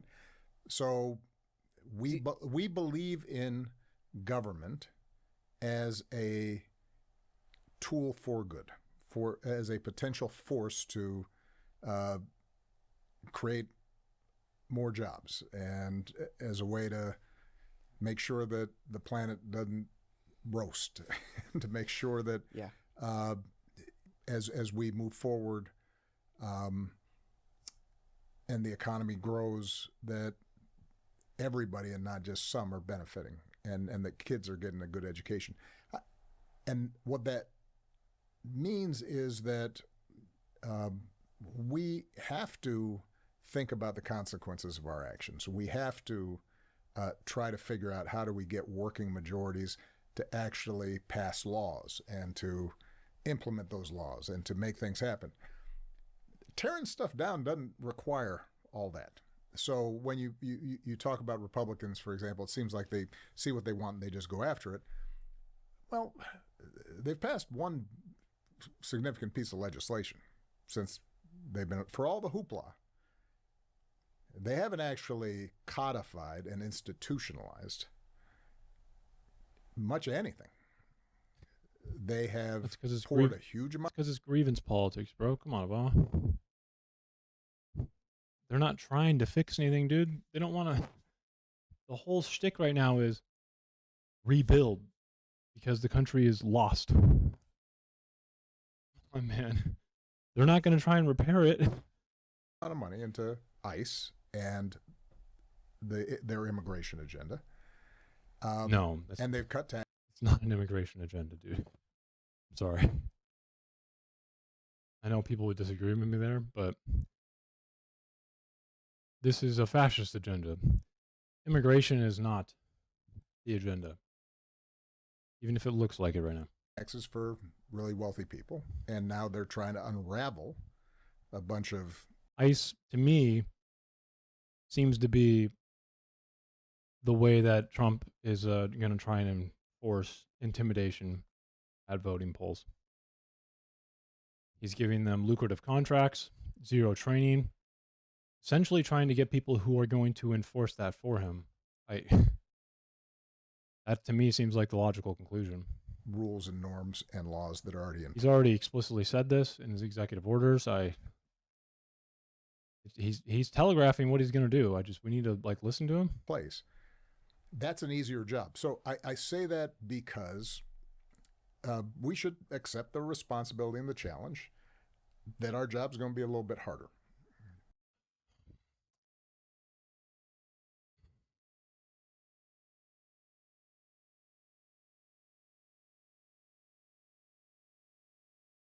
And I don't really know what the right thing for him to do right now is. I don't really know what the right thing for him to do, but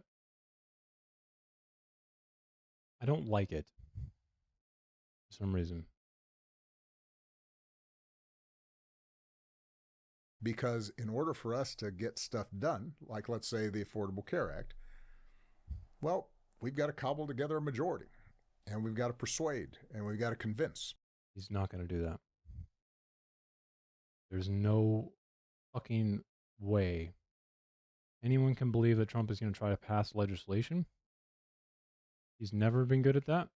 Never once tried to even attempt that. I don't feel like Obama here is still trying to be really positive, but a lot of people do listen to Obama. I need to hear him just acknowledge the problem, I think. That might be one of the better things I think could happen right now is, since so many people do listen to him, he needs to say something like, this is not okay, we're dangerous, there's a problem right now. People in America are not happy. Okay? I know, but my gripe here, Bird Baines, is that the Democrats, especially Obama's presidency, he doesn't like to talk about America in decline, which is good. He's not like a fascist or anything, right? But Obama, I think, had a disconnect when it came to people who were aware of the fact that the reality in which they're living is not very good. Every year it's getting worse, right? Especially economic outcomes. And Obama would say that America is doing better than ever all the time, right? And he's very charismatic, and I like Obama. I feel like he has a lot of wisdom, has a lot to say, but he never acknowledged the group of people that Trump is now using and radicalizing, because Trump is the only person who's actually speaking to them. The only other person who did that was Bernie. And Bernie was wildly popular because of it. It annoys me to think that, like, even at this stage, he can't just, like, the Democratic Party in general just can't say that, like, acknowledge those people. Because that's the reason we're in this fucking state right now. Somewhat like the people who are talking to the disenfranchised, which a lot of rural white people are disenfranchised, even if they don't want to admit it. And then even progressives in this country. Again, Bernie, insanely popular because he did acknowledge the problem. Okay. The Democratic Party needs to acknowledge the economic conditions and the outcomes and the problems in the U.S. You can't just act like the U.S. is fucking doing great. You know what I mean? And so I do think that there's been some unwillingness on the part of Democrats in the past to break down some of the institutional barriers for us getting stuff done, just because, well, it's always been done that way. And I'll give you an example that frustrates. Supreme Court pick, Obamacare, or the ACA, especially with getting states to comply. Fuck, there's a bunch of stuff. The heck out of me when I was president, which was the filibuster in the Senate. The Senate is already structurally very tight, skewed and anti-majoritarian, right?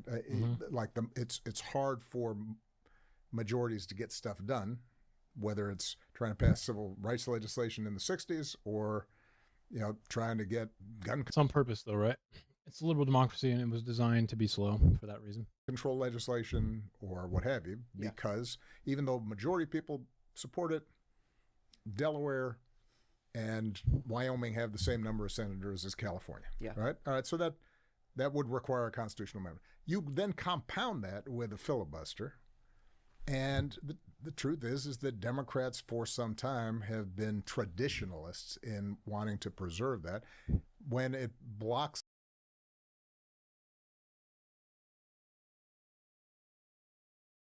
Grant, I'm not really sure if that matters.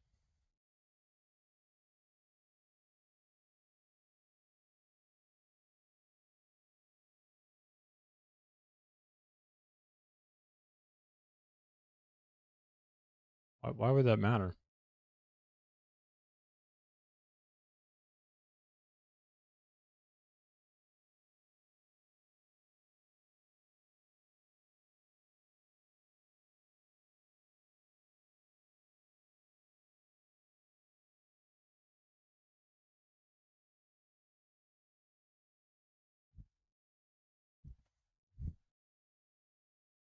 Especially if you know how ICE is operating on finding targets right now.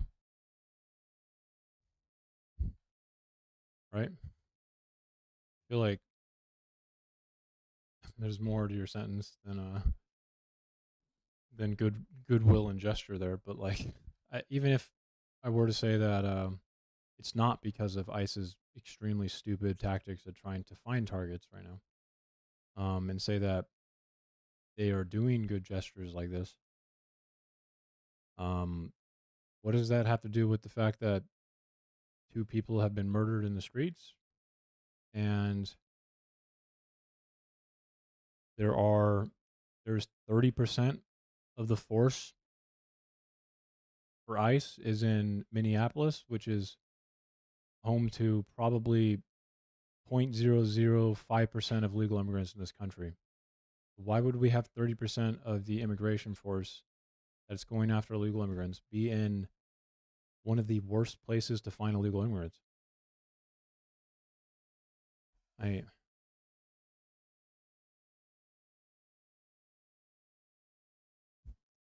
don't have law behind their actions, probably, Graham. I don't know why you're assuming that.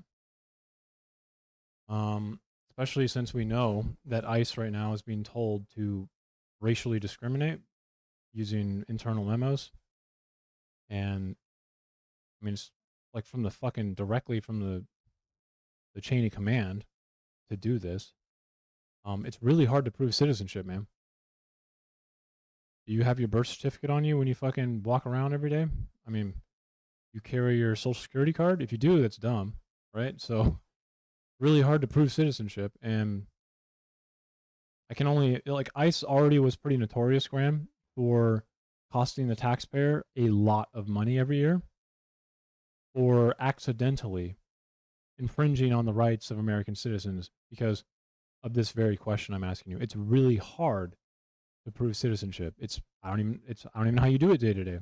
And the thing is like when ICE does try and detain someone for that, and if the person, what are they going to do if the person goes, I mean, it's at my house, and ICE is going to be like, all right, we'll meet back here later at 5, you know, like, it's not really, detaining people on the street is not a good way to even do this, by the way. It's just, there's so many questions that are immediately asked Access from concerning what you just said. Like, ICE is much better and more, it doesn't really cost us a lot of money and performs better and more efficiently when it's done through a cooperative mode with the local law enforcement, which is exactly what happens in sanctuary cities. So making government effective. again, ICE is not exactly going to be the best way to get rid of this problem anyway. It's not like we can just ramp up deportations to stop illegal immigration. Illegal immigration is a systemic issue, right? So we'd have to fix the demand that we offer them because our private companies want illegal immigrants to work for them, right? So we need to fix that shit. And then we'll have less people trying to come in, right? So I guess all I want to ask you now, Grant, is like, what are you trying to say? Because the first question is, again, I don't want to assume what you're trying to say. So what are you trying to say? That ICE is acting properly or constitutionally, or are you trying to shed some positivity on the side of ICE? Or, I mean, ICE is used to be a normal institution that definitely was not a paramilitary, but it's definitely fundamentally changed since January of last year. Which in turn makes a lot of normal people who worked at ICE. People feel like government is corrupt and not caring about them. Which lends itself to the kind of it gives folks like Trump an opening. Yeah. Right. So redistricting is another good example of where government blocks us in traditionalists in wanting to preserve that.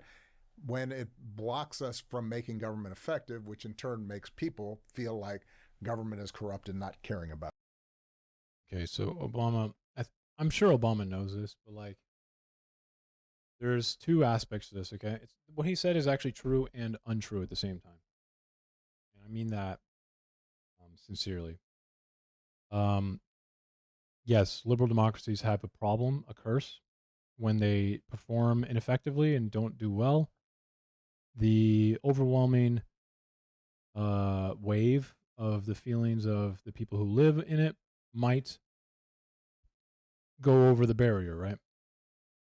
But without liberal democracy, at least in my eyes, there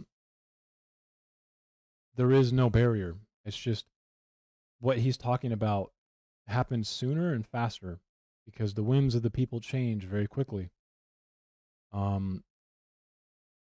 So what he said is both true and simultaneously not true. And if the problem here, or at least the point, is that the people are dangerous in this case, the majority, because they're not being heard, cared about, having no liberal democracy and no slow process actually allows that to happen sooner and faster, or more likely at least.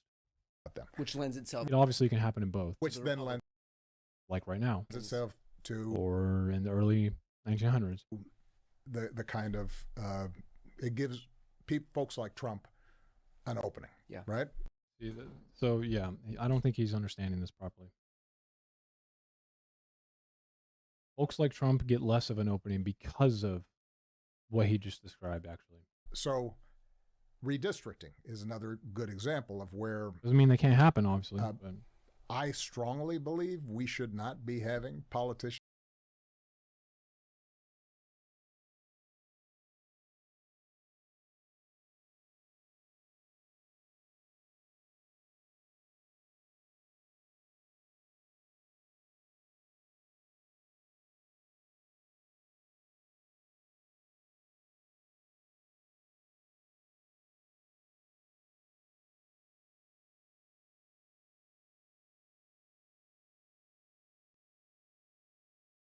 okay, I think I know what you're saying now.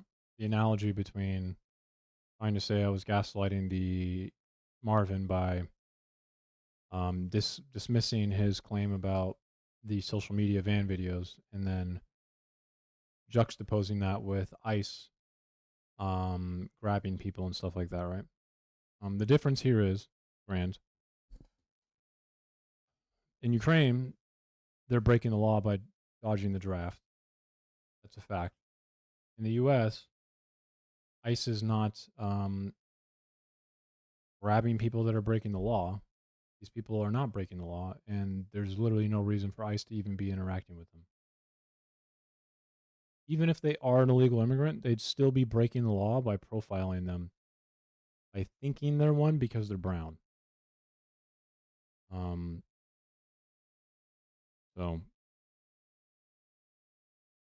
Draw lines that determine who's voting for them. We should have voters decide who their politicians are.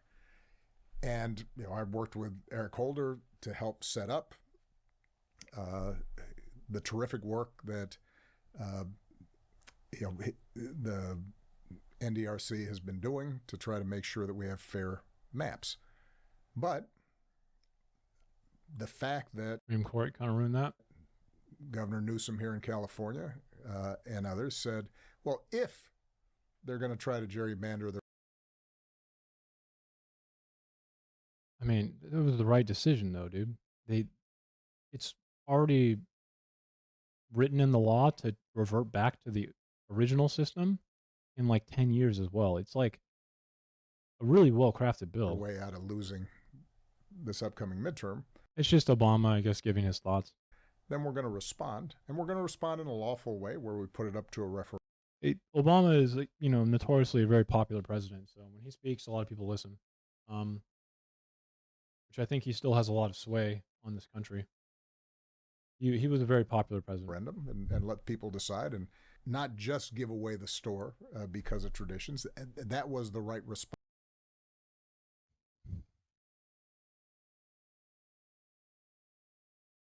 Do you have any evidence to support that they're capturing random people, Graham?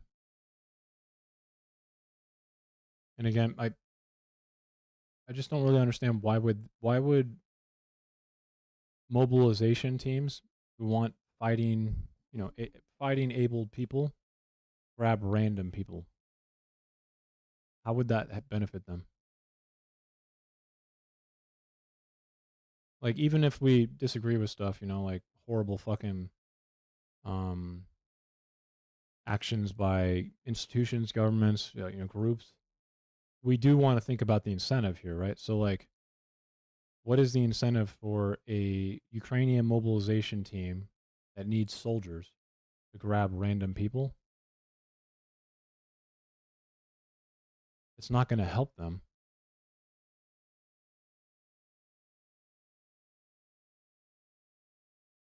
And I think, Rand, the problem here is, like, if they grab a random person who's in Ukraine, who's like a citizen of a different country, that's going to be really bad. Really bad. And I think we definitely hear about it. It'd be pretty easy to do, actually, as well. So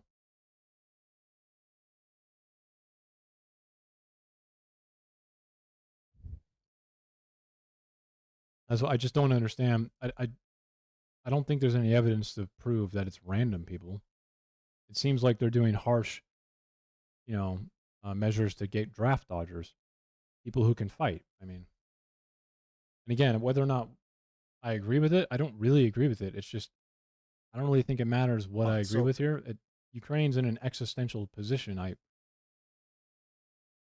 don't know what the answer is there. I do think that I don't want us to simply duplicate the behavior of the other side. I don't want us to have Gavin Newsom is not doing that. Gavin Newsom's law that he signed, or it's not his law, but he helped create the law. Actually, his team, his admin. It definitely is not a duplication. It's a well-written bill that only goes into effect if it needs to, based on other states, and then it already has a provision in it in which it will revert back to the independent system that was before. So I'm not really sure what he's trying to say here. slash and burn strategy where we don't care about rule of law. It's just incorrect. We don't care about some of the guardrails around our democracy. We I don't like this. It's incorrect. start Also, Gavin Newsom's the best chance for Democrats to win. It's a fact. I know a lot of progressives don't like him, but Gavin Newsom is definitely the number one chance in 2028 for the Democrats to win. Outside of someone coming up that I don't know who can capture the public, but as of right now, it's literally just him. So I don't really understand the prospect here, but lying and having no regard for the truth the way the other side seems to be comfortable with right it's like the positioning of this argument right here, right after Newsom about the redistricting, to me, it feels intentional, and I feel like it's dumb, personally. now. Because if that's how we fight, then we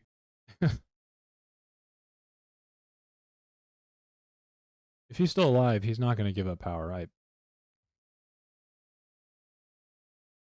I mean, a lot of this country's going to be in for a wake up call because, Trump has already done this. Like, he's already tried to attempt this and he failed at it, but he's not going to fail the second time. Most successful coups occur after an unsuccessful attempt. And that is definitely a fact of history, okay? We already fucked up. lose what we're fighting for. Like, the only way, in my opinion, again, that we get out of this is if Trump dies of natural causes. And even then, with the way conspiratorially this fucking country is, it may still stir up some psychotic fuckers to, like, start killing people. But We already fucked that up. doesn't mean we Okay, have to we get elected punked him into power or, again or be saps. And I because do we're fucking stupid. and or to cling to traditions just for the sake of tradition. I think what we have to continually evaluate is, in this moment in time, how do we Yeah.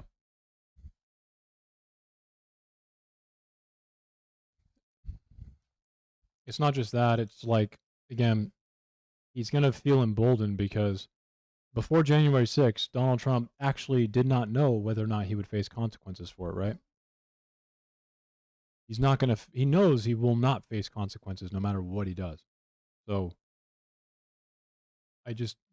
we've actually fucked ourselves. And half this country still thinks that, like, if we win the midterms and impeach him, he's going to leave.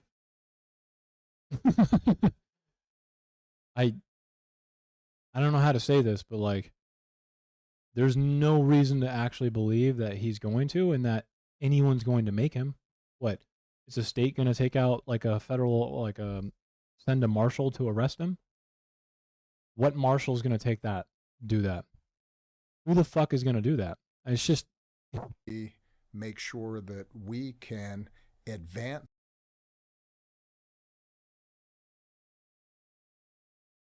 yeah. our agenda in a way that Yeah.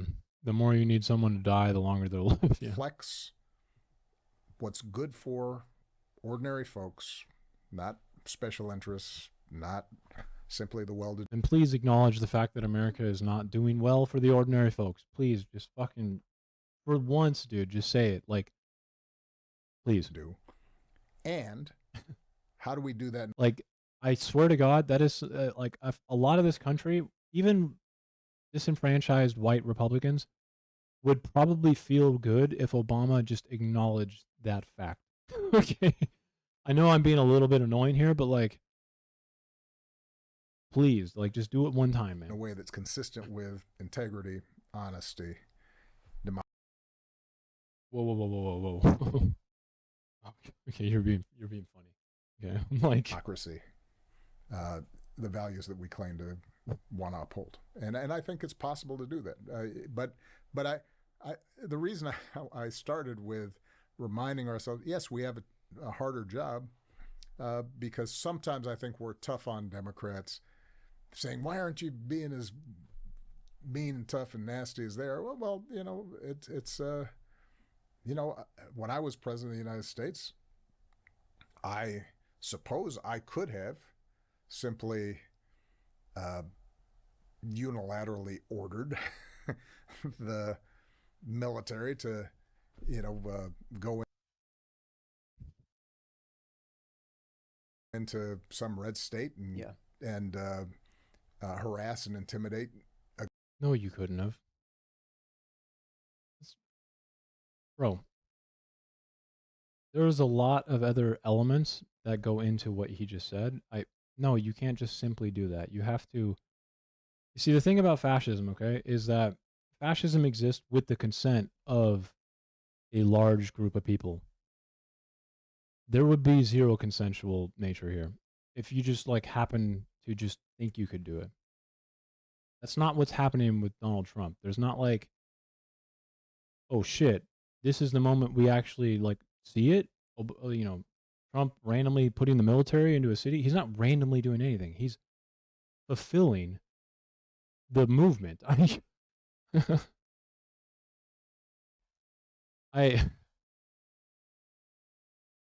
don't know, because he says, I suppose I could have. It's like, no, you could not have, bro. There's no supposition here, okay? You'd have to fulfill the role of, you know, the integral part of the movement, or you'd have to be a fascist or something, or a populist. President of the United He States. was a populist, though. Obama was definitely someone who was a populist. Came up fast, but I don't think there was any fascistic nature to it, or most definitely not like a communist nature to it, right? So I no radical populism there. suppose I could have.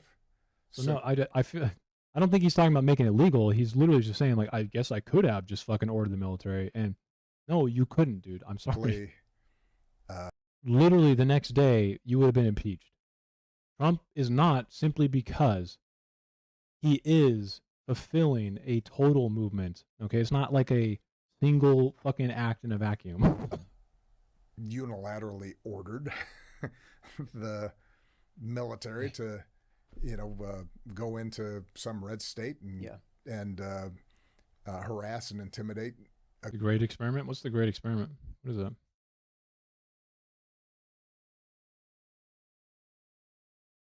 Oh. Interesting. I don't think so yet. Well, that's in contradiction to my stream, right? Because I think it's over. I'm just waiting for the violence to happen.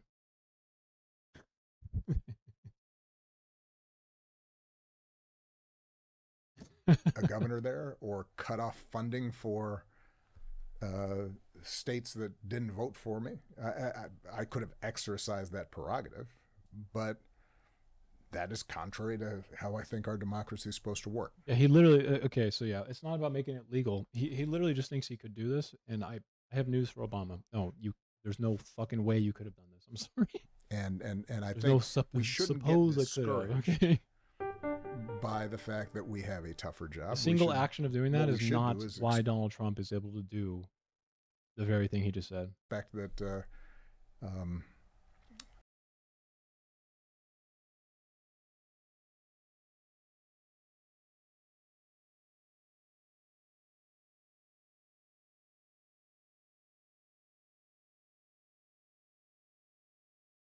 But the thing is like quotas maybe, but the cost it takes to train a soldier, Grand, and the benefit of grabbing random people, is extremely high compared, or sorry, the benefit's extremely low compared to the risk.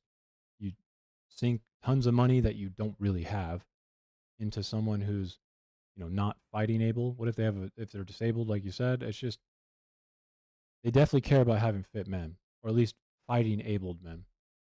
And I know that it is really bad in Ukraine because of the existential nature of the fact that if the front line fails, Russia's not going to give them citizenship, man.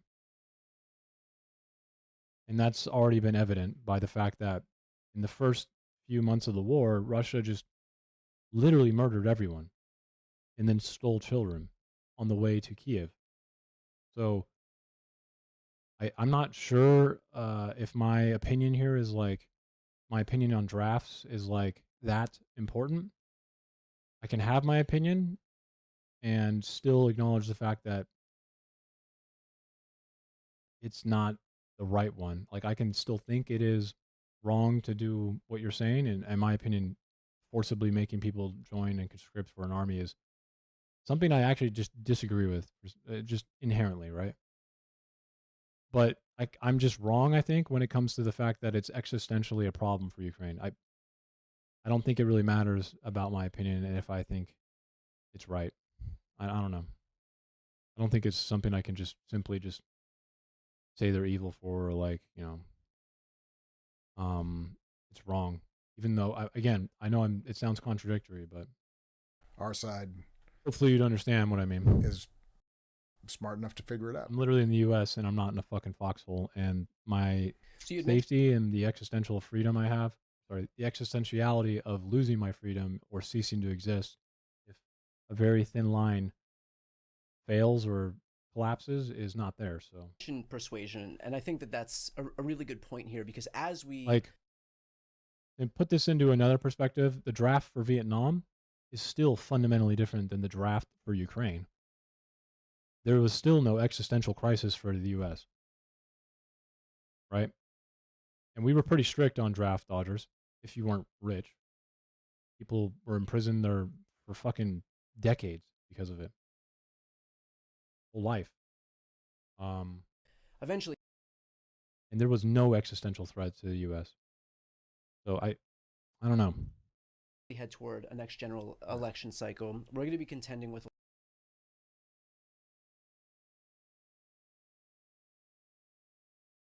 You think the cost of training for unable-bodied men is not a concern?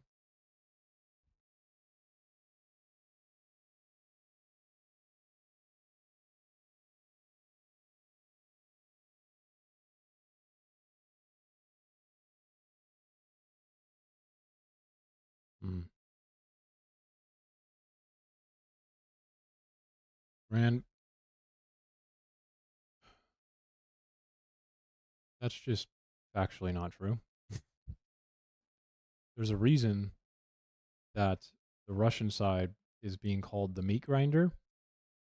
And there's a reason that every independent, volunteer fighter who decides to talk about the front lines or, reports on the front lines, they're fighting, how they interacted with Ukrainian troops, you're just not even close to being accurate. And I've watched a lot of reporting from the front lines. The Ukrainian side is trained better than the Russian side. They do train them. They give them equipment. Okay, it's not as much as they'd like. They're a little low right now, but I remember hearing a sniper who worked with the Ukrainian team. It was a volunteer guy from the International League, the ILU or something like that, International League of Ukrainian Volunteers, where he said that the Russian soldiers are so unprepared that he remembers where he essentially was in the middle of the night. There was an offensive by the Russians where the Russians were holding hands in the dark, like daisy chained, because they had no equipment, no night vision, nothing. They were told to advance to the front line. And he said he just picked them off one by one. And he didn't understand how to feel about it because they were just lost in the dark. And, the Ukrainians and him had night vision. Um, I don't really I don't know why you think that's not happening on Ukraine, but it is.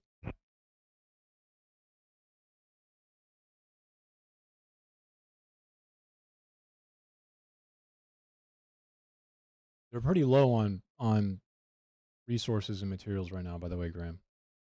They don't have like an unlimited budget.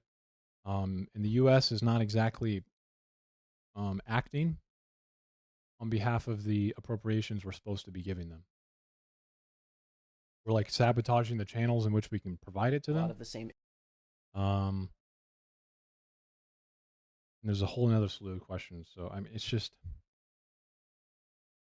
infighting that's plagued Democrats before. You'll Right. often have leftists and progressives butting up against liberals and moderates. And look,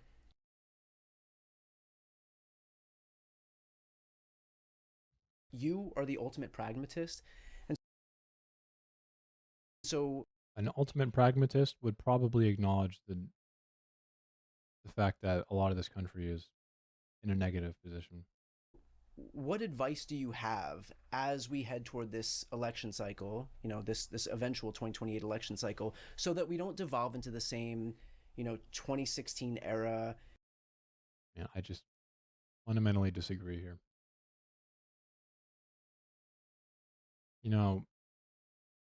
It's almost like these people think that it's just going to be over soon, right?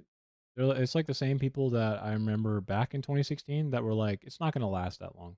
Don't worry. It'll be gone by like, this first term. No one will even remember him. And 13 years later or 12 years later, I'm still sitting here going like, I mean, it's only so many times I can just be like, I told you so. Like, you have to take it fucking seriously. Bernie, Hillary. This is not taking it seriously. This is like, we're going to ignore it until we can try and win again is just fucking insane to me. Redux that feels like it always consumes the left. See, the thing is like, do you have as we head toward this election cycle, this eventual 2028 election cycle, so that we don't devolve into the same, 26? we don't devolve into the same. It's like he's fundamentally not understanding that it's not that we're going to get past this little era of like people being upset. That's still there, man. It's not that we're devolving into 2016. It's just the consensual want of the people is they want to break it, man. I don't really know how to explain this to him. I think in 2028, it's not like magically people are going to be in a better position, 16 era Bernie Hillary redux that feels like it always consumes the left.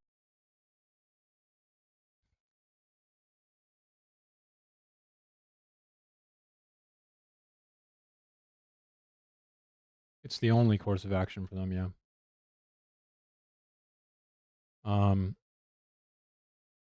It's not like Ukraine has the resources and the manpower to like perform an offensive into Russia. They tried a little bit, but it's difficult. Well, I know that it's like for every 3, I think, military casualties.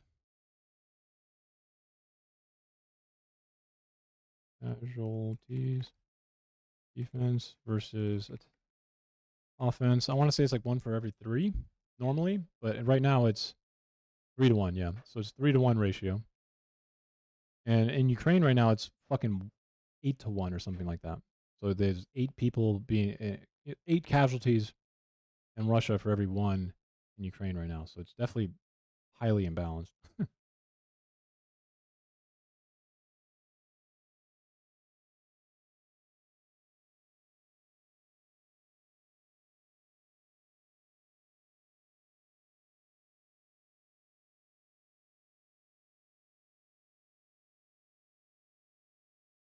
The draft is essentially grand. The majority of people who are in the draft are going to be there against their own volition. That's why it's a draft. But I mean, they do have mutiny, right? This desertion laws. The U.S. has desertion laws. I mean, there's only so much you can do. Um, but there is a threat of violence if you decide to escape, right? Just because you're used to this different type of thing. Again, if I look at like the U.S. draft for Vietnam, to me, that feels insanity. Like it feels stupid. There's no existential threat going there, right? I do not feel the same for Ukraine. Um, and I think it mainly comes down to the fact that Ukraine has an existential crisis. You know, you can't just like go back to work because again, if the fragile line fails, then or collapses, you'll just die. And you won't have a job anymore, right? So I think it's more complex than that. Look, first of all, I think it's important to remember that the divisions in the Democratic Party. Yeah, island invasions are also really difficult. If I remember correctly, the Japanese, when the U.S. was hopping islands, right?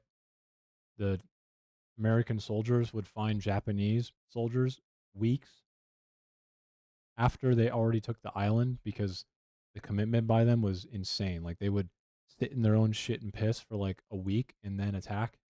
It's just a very difficult fucking thing to do.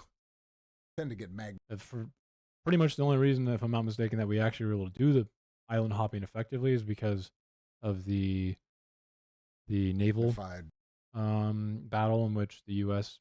using radar and just luck was able to find the fleet of the Japanese in like a off guard, right? And then the air support allowed them to do it, but attacking an island is very hard in the media.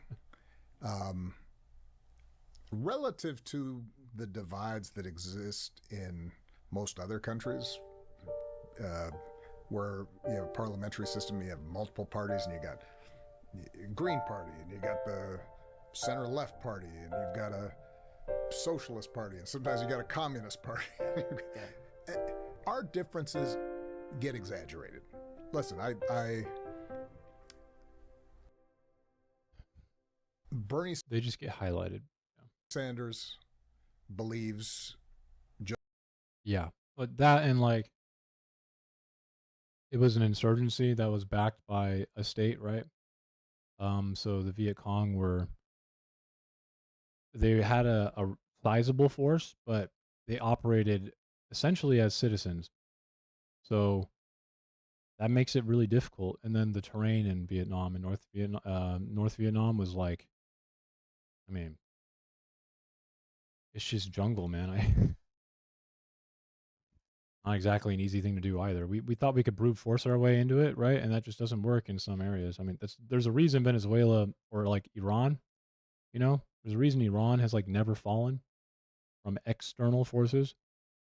And it's primarily because when you pass this fucking vacant pocket of desert and you put your eyes on these fucking mountains, you're like, wait a minute. Telling me there's only one road? I need to get 100,000 troops through one road? Nah, I ain't going there. Fuck that. Like, just like Nancy Pelosi believes, just like Chuck Schumer believes, just like Hakeem Jeffries believes, just like AOC believes in equality and non-discrimination against people because of race or gender. Okay.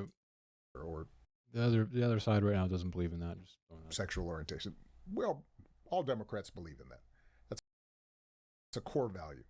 Democrats believe that government, most conservatives do too. Come on, should provide a strong safety net for people when they're down on their luck. Which I think is dumb. I think the proper word there is the optimal safety net. I don't really like the term strong there because it implies that it's necessary to be strong, even if it's not properly something that works. But nonetheless, I think depending on what he's talking about, probably fine. I just disagreement. Everybody I just mentioned believes in that. Everybody believes that there should be some regulation of the market so that you don't This one's fine. It's just obvious. have monopolies and oligopolies that are simply dictating the terms of. I don't really think many Democrats are doing that, though. Do they believe in getting rid of monopolies? When was the last time I mean, Joe Biden has blocked some mergers, and I think Obama did too. But come on, man. Come on. The economy, and that we should have a tax system that levels out some of the inequalities that result. All taxes are intended to level out the inequalities that happen. Our tax system right now is not even close to doing that, but I don't think Democrats are advocating to fix that, really. Maybe a few, but didn't really see that happening when they were in power. Yeah, because it's ideologically dogmatic towards fucking vibes and fifis. It's like, it's the exact same thing. It's just an inverse. I don't really like when people say that I believe in strong safety nets, only because it implies that they have a belief in something without really knowing if it's good. Like, if a strong safety net produces bad outcomes, then your belief in a strong safety net is stupid as fuck, right? But in a lot of cases, the stronger safety net, if we're going to at least just think about it in the words that they're using, right? Aptly, right? Is probably producing good outcomes, but I don't like the idea of saying I believe in a strong safety net. I like when someone has the belief in the optimal one. So I think it's important for us to remind ourselves as a starting point, what do we have? Like, it's the same thing when people say billionaires shouldn't exist. And I'm like, I don't know why you would have a belief in that. It's just a number. We could have trillionaires if we just added a zero to every single economic related number in the country, we would have trillionaires. So are billionaires a bad thing now? It's fundamentally starting from like a point of misunderstanding, okay? It's not that billionaires need to not exist. It's that because of the relative association of all the economic data sets, right? All the economic numbers put together, billionaires are an anomaly in the sense that they consume a vast amount of wealth disproportionately for what they actually do. It's not that billionaires need to not exist. If the United States in 1,000 years, when the economy is still growing, and naturally that means the dollar figure would be higher because of inflationary reasons, right? Would we still say we don't believe in billionaires? It's starting from a dogmatic ideological point, which misses the point. And the inverse is also true here, where people say things like, the government has no right to take your money. And I'm just like, how do you even have a belief in that? You wouldn't even have money if the government didn't fucking exist, you idiot. Like, your money only has value because the government you live in fucking creates it, for one. And then second, can act like forcibly, violently on its debt. If that were to collapse, so would your money. What are you talking about?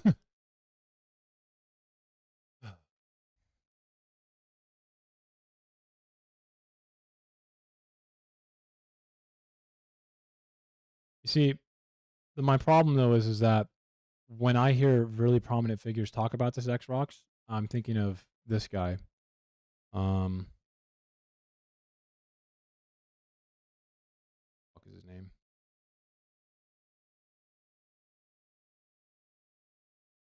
He's got like cat ears. Like stupid cat ears on YouTube. He's a streamer.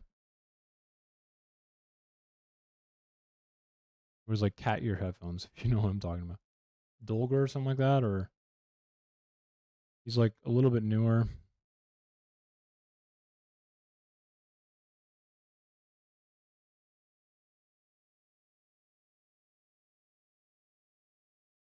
Yeah. It's essentially another, yeah, you're right, because that's another ideologically dogmatic viewpoint that just misses the point, right? Like, I believe in small government. To me, it's just a really dumb way to approach this guy. So, like, this guy is pretty popular. He's getting popular pretty fast. And listen to how he brings up the idea of Chevron billionaire. back, it was $1 billion. I agree they should get that $1 billion. I think the lawsuit had just concluded. I don't think they had a chance to pay them back. Let me double check. I mean, I heard from what I've heard, there's been a lawsuit said from millionaires, back in the actually, day in when this. they first did it. When what's it, Hugo Chavez, wherever you know what I'm talking It's about, the not this. Chavez dude. Sure, but It's the one with Zach in it, actually, if I'm not mistaken. So jump on Bradley.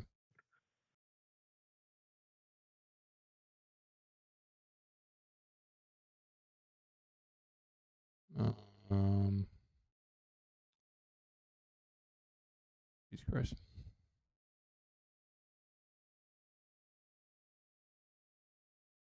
Did I really watch it that long ago? Okay, here it is. hey, did you know I'm doing a toy drive for the kids, as well as gifts for the older kids? Thank you to all who've already bought toys and donated. Here you go. Billionaires. No. To a moving capitalist right now. Okay. Why do you think socialism is good? Because socialism leads. 90% is too high. To be truthfully honest, X-Rocks, we don't need 90% marginal tax rates. If the effective tax rate of the wealthiest people in this country actually was a normal tax rate and not 1.1%, right? Or 0.78, then we wouldn't need to tax them like 90% like you're saying. They just don't even pay a normal tax rate. They pay a fucking ridiculously, impossibly, egregiously low tax rate is what happens. So it's not that we need to tax them 90%. That would probably just not really do anything. And I'm sure the diminishing returns of taxing people that much would take effect at some point, right? The truth is we just need them to pay a normal tax rate, like an effective tax rate of 46 or 50% would negate and redistribute wealth to where this situation wouldn't happen. But right now they pay 0.78% effective tax rate. So the thing is that like an effective tax rate of 46% would do that. An effective tax rate of 90% and 48% effectively have the same outcome. We're like looking at what we have right now, which is the product of reducing the tax rate and allowing loopholes and effectively making it so people don't have an effective tax rate anymore. And slapping the 90% on there isn't going to do anything different than just making the tax rate effectively 46% or 50% for them. So I know what you're saying, just there's no different outcome there. The redistribution of wealth would happen if they were effectively paying any fucking tax rate. Like, again, I did this on when I first started streaming, I would do this for fun to people, right? But like, guess what Jeff Bezos' effective tax rate is? Just off the top of your head without Googling it. Just give me your best guess. I already gave it away, actually.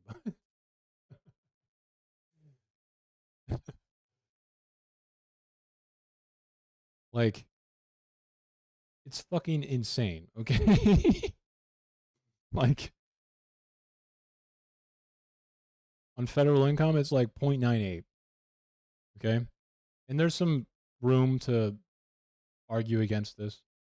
I've gone through some academic work, and the number can vary depending on how you describe wealth sometimes, or how you describe certain wealth. But nonetheless, it doesn't matter who I talk to, man. They can be the most psychotic pseudo-conservative, right? Just Nazi boy that I was talking to in the Sesame Street panel. Fucking neo-Nazi. If I asked him this question, do you think an effective tax rate of 1.1% for someone who's one of the richest people on the planet is appropriate? Every fucking time they're going to be like, no. Okay, cool. Literally every time, dude.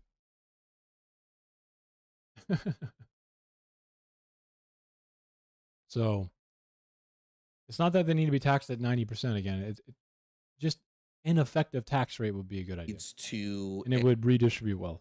Also, one more thing that needs to be changed. Right now, what Jeff Bezos does to avoid paying taxes on a lot of things is how you use unrealized gains as collateral. So Jeff Bezos will take out personal loans from a bank to finance business ventures or other personal interests, as well as use Amazon to do the same thing. And the way he does it is he will go to the bank, and when they ask for collateral, he will use his common stock as collateral. But that's not realized yet, right? There's no taxes paid on it. It's just an asset that has equity to the tune of a lot of money. And the bank accepts that as collateral.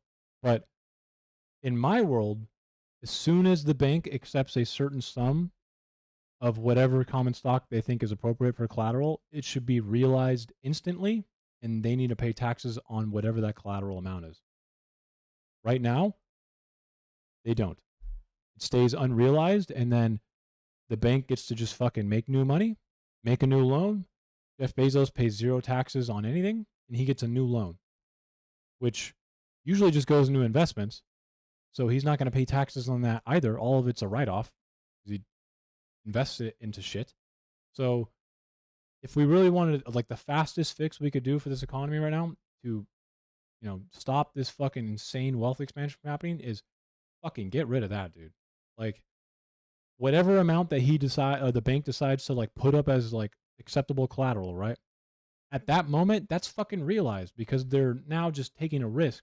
Like, that's realized as a risk now, right? In the bank's fucking spreadsheet, their balance, their ledger. And they don't realize it then. And I'm like, that's fucking ridiculous. a more equitable system in That would be probably one of the first things I change. which wealth is not extracted from the working class and given to the owner class. Do you think we should have billionaires? No. Like, the reason I bring this up is because I hate this answer. It's lacking. It's lazy. It doesn't actually describe anything. It's just, I believe billionaires shouldn't exist. No. No, Do because that's you- wealth extraction, which I'm against. Okay. Do you believe if someone makes $1 billion, any amount of money above it should be taken away from them? I don't think somebody should even get close to $1 billion. So this is why I brought it up. I know you said that people would, like, they don't have that opinion a little, right? They're more like, when you ask them about it, it's like a real flexible opinion, but that's not what I see when I hear a lot of people. It's just, for some reason, they just think What do billionaires you are think a like good evil. number is for amount of money somebody should have. How much wealth is there in the globe? So 330 trillion, if I'm not mistaken, if something like that. as let's say You go by somebody total makes debt. $3 million a year. Let's say anything above that will be redistributed. That number will go down at one point as prior history. Then it's going to be $2 million per year, then $1 million per year. I don't even think. This is Zach, I think, by the way. And it started off as a good point, but that's not what would happen. Wealth would redistribute, yes, but it wouldn't redistribute like total million per year. And actually, it probably would if you just literally took everything after 3 million. I think about it. I Nobody's probably would gonna say a have enough person money. shouldn't make $1 million per year either. Yeah. See, that's crazy, bro. That's crazy. By the way, the people who make $1 million per year, ex-rocks in this country, probably pay the highest amount of taxes. I don't even think we need to increase the taxation on people like this, because people who make $1 million a year, I mean, obviously they're probably making money through investments at the same time. In fact, it's got to be, that's a fact. But people who make like salary, have to pay all the taxes on it. So like doctors and like, you know, people who have a salary that's not like tied to capital, they pay 46% taxes on that shit. It sucks ass. Or not 46, but just a pretty high amount, 38, you know, and they pay a lot of taxes. It's just, they're not really the problem here, man. That's all I'm going to say. There's a lot of wealth in this country, okay? And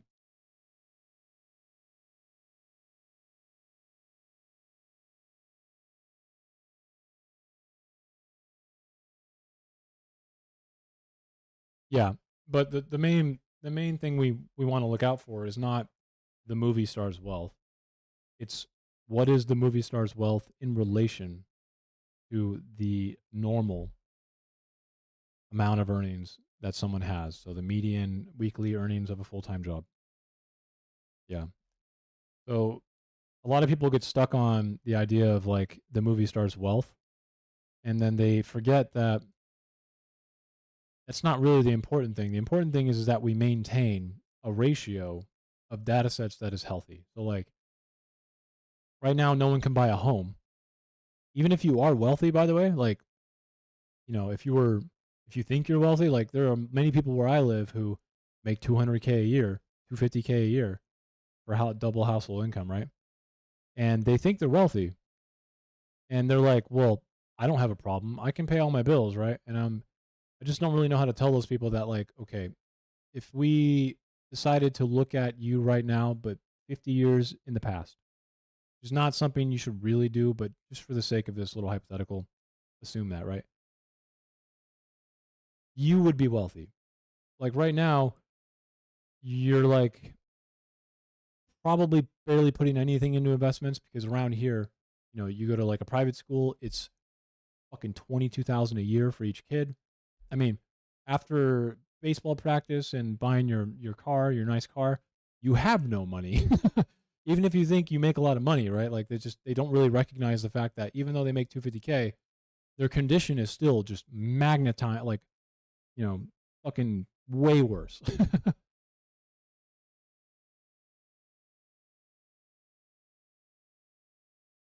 I don't know. I don't know if that's, I mean, in the past, it's also been that way. I mean, capital owners make quite a lot more than STEM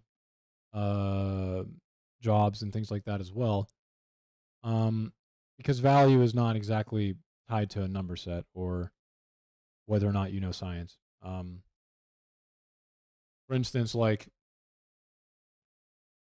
you could be really good at designing software, right? Like you could design and be extremely smart in science or software development, but that doesn't mean that you are deserving of any money.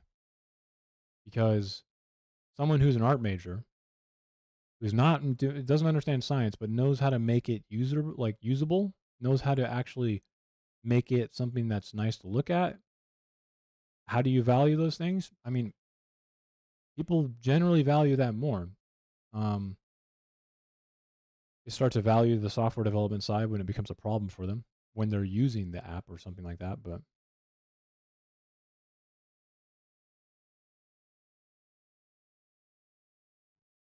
yeah, I mean, I'm think about, like, I'm a pluralist, so I think that every school of economics has like a strength to offer.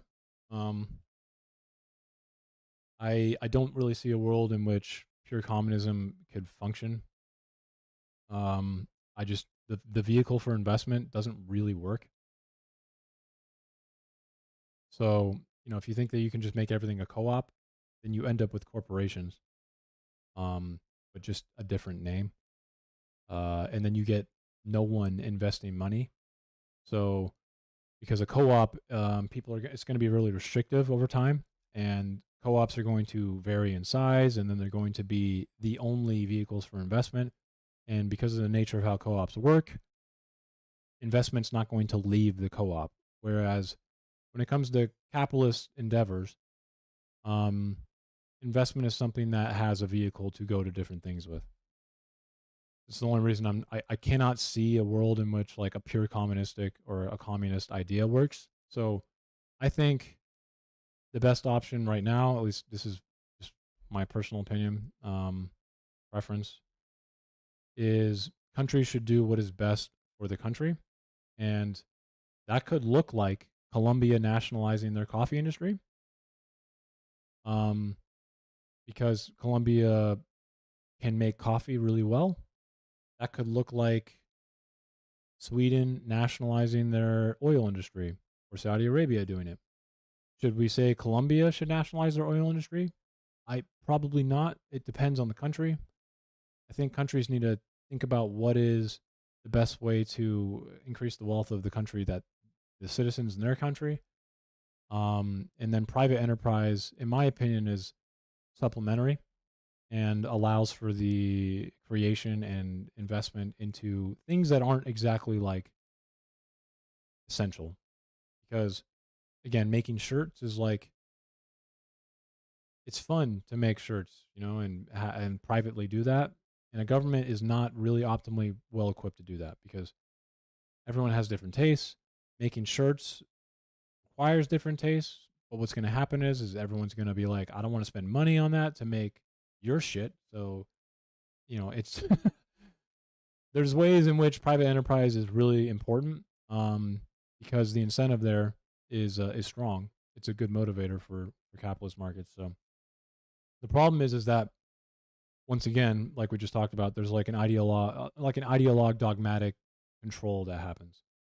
You have people who go, fuck the government. Government only do bad. And then I'm like, okay, would you want a private military? No, absolutely not. Why not?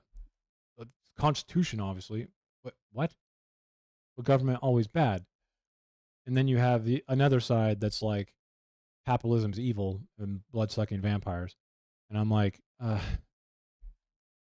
they can be. It is a continuum, though, right? So there'll never be a moment that like we figure it out.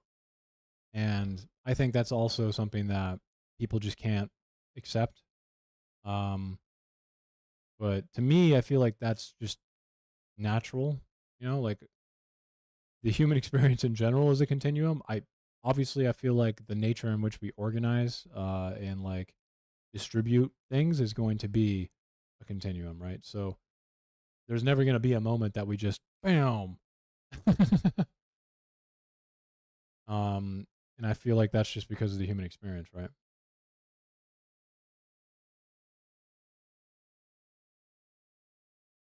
But I could be, I don't know. There's no way I can really say that this is a fact. Right? This is my personal opinion right now. I think there's of course, my focus right just failed.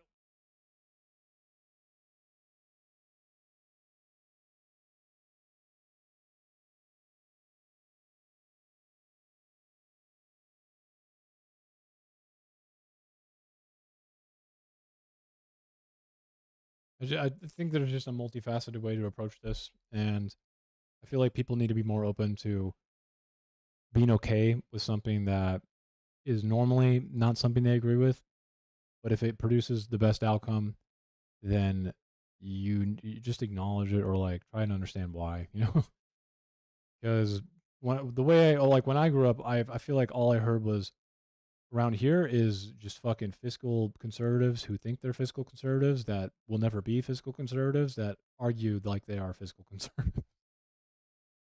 And they hate the government. It's just, don't tread on me flags in every scenario. And I'm like, okay, your world is a fantasy. Got it. And then I also felt like diving into a pure communism or like a pure progressive communist view. I didn't really see answers that could fix questions that notably were just asked. Like I like Rosa Luxemburg a lot, right? I have quite a lot of her political and economic writings, and what she says is very interesting to me. It's just there's not really an answer for a lot of the questions that I have. Yes, it is. Yeah. Capitalism, by definition, and I'm going to use Marx's definition here because I think it's just perfect, is in essence an exploitative type of organization. It is exploitative by definition. But the part where I disagree is the nature of Marx's own definition again.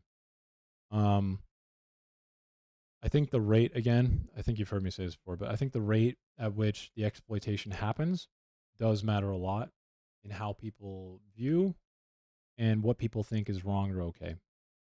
Because when we hear the word exploitative, we colloquially think like, oh, you're literally taking advantage of someone, morally, indignant, wrong. But in Marx's definition of it, when he describes capitalism, that's actually not there. And I found that interesting because, every other page, again, the joke is like him saying capitalism's a blood-sucking vampire, but notably I didn't see that in this definition. So to me, the exploitation in capitalism is not inherently bad, but it can be bad, if that makes sense. Is on smoke is on. I wish I could smoke. $1 million is a fucking fuck ton of money. Because the exploitation rate, again, can be inversely bad for the company and good for the employee. It depends. If an employee is making 90% of the profit and the company is making 10, then the company might go out of business, right? If markets change. So that's also bad. It's just Not really, but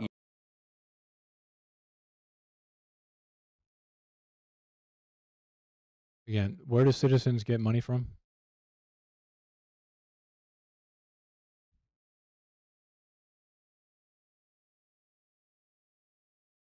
Governments created taxes to recoup revenue, Graham. Governments historically did not start with taxation, but you have to start with the beginning. Governments spend money first, and they give money to citizens.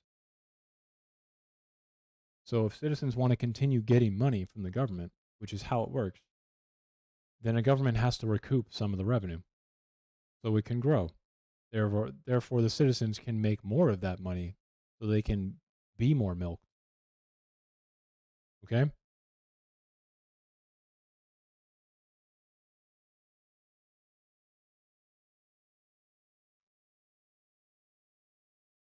I actually don't know. I don't have an answer for that. You might be right. At least within the capitalist system, though.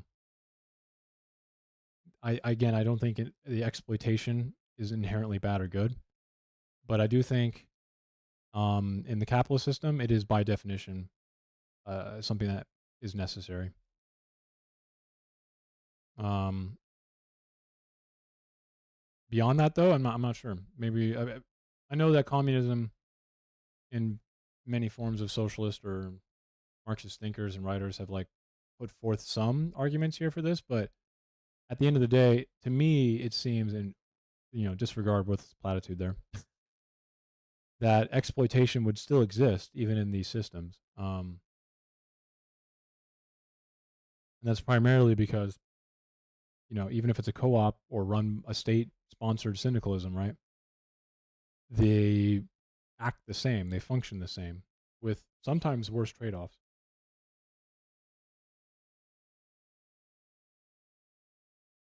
Common. Most of the time, the differences are tactical. Right? It has to do with, how much of a tax hike can people put up with? How much regulation should we be thinking about when it comes to climate change?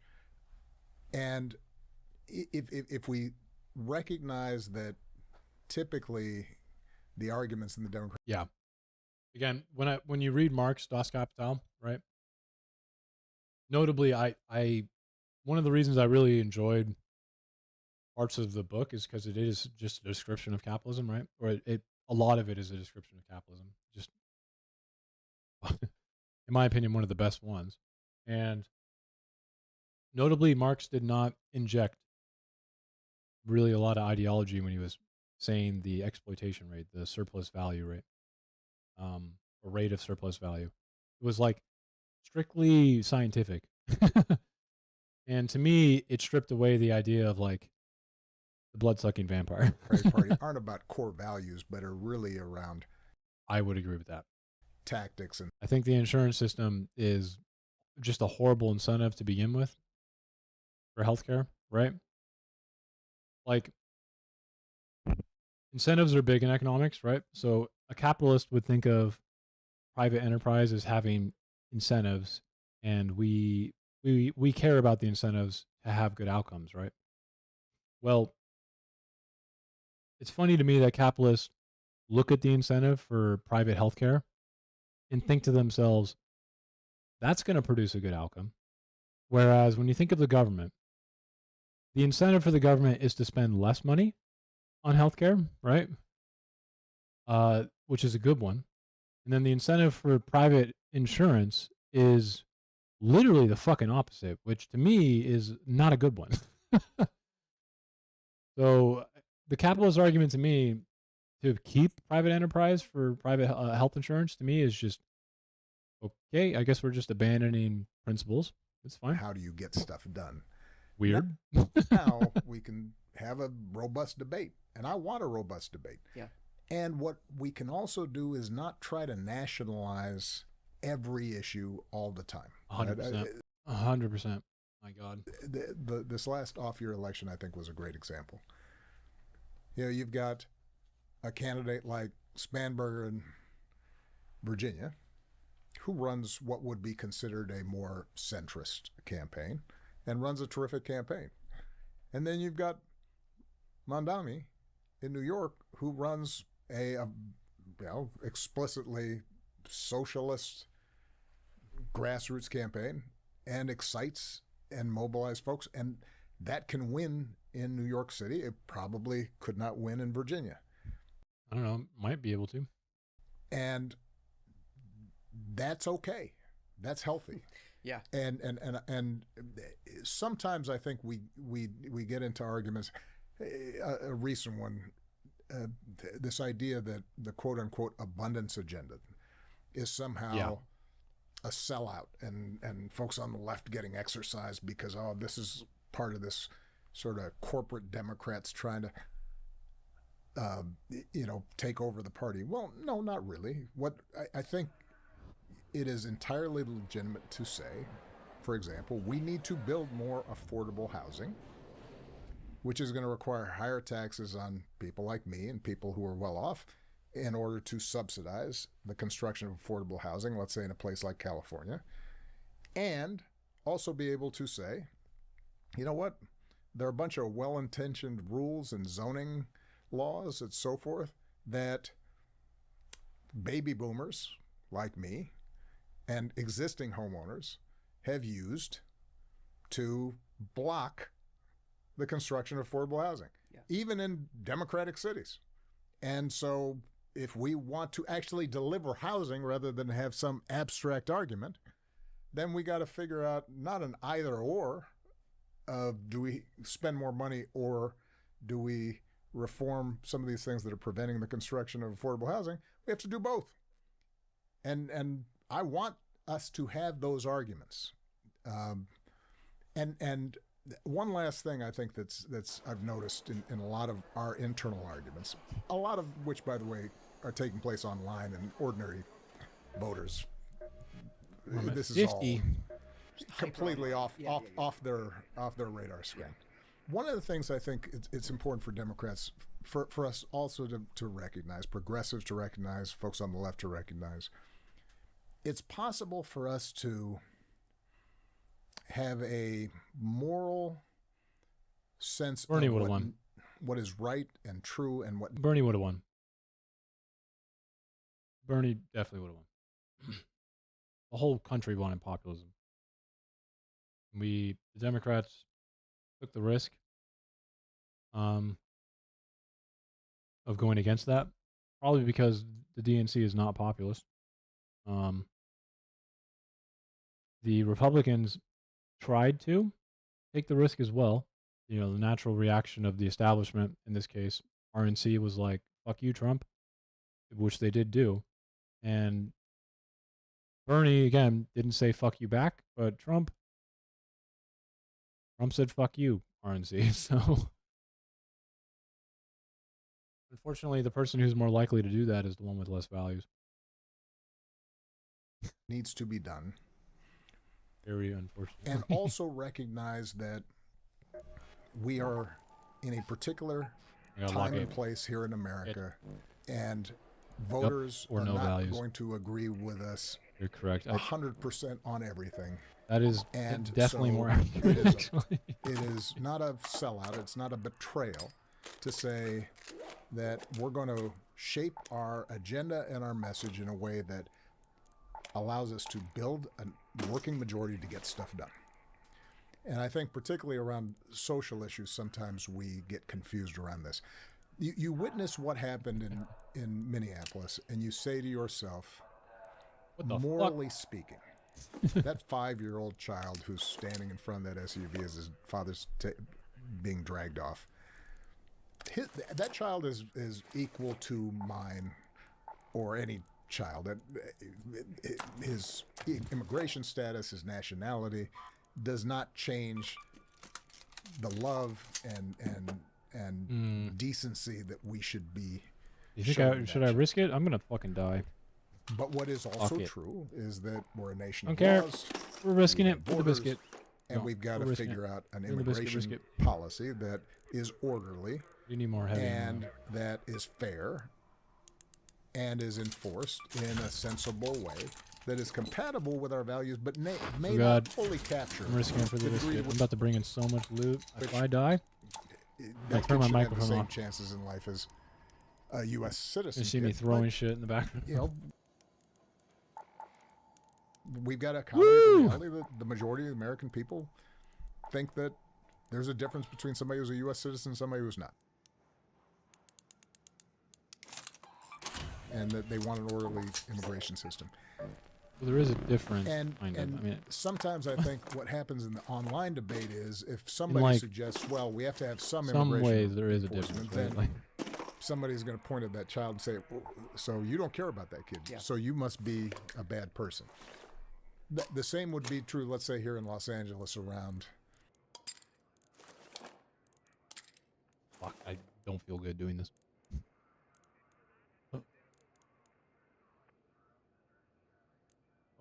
Hello, The homeless issue. Mr. Obama. I think morally, ethically speaking, it is an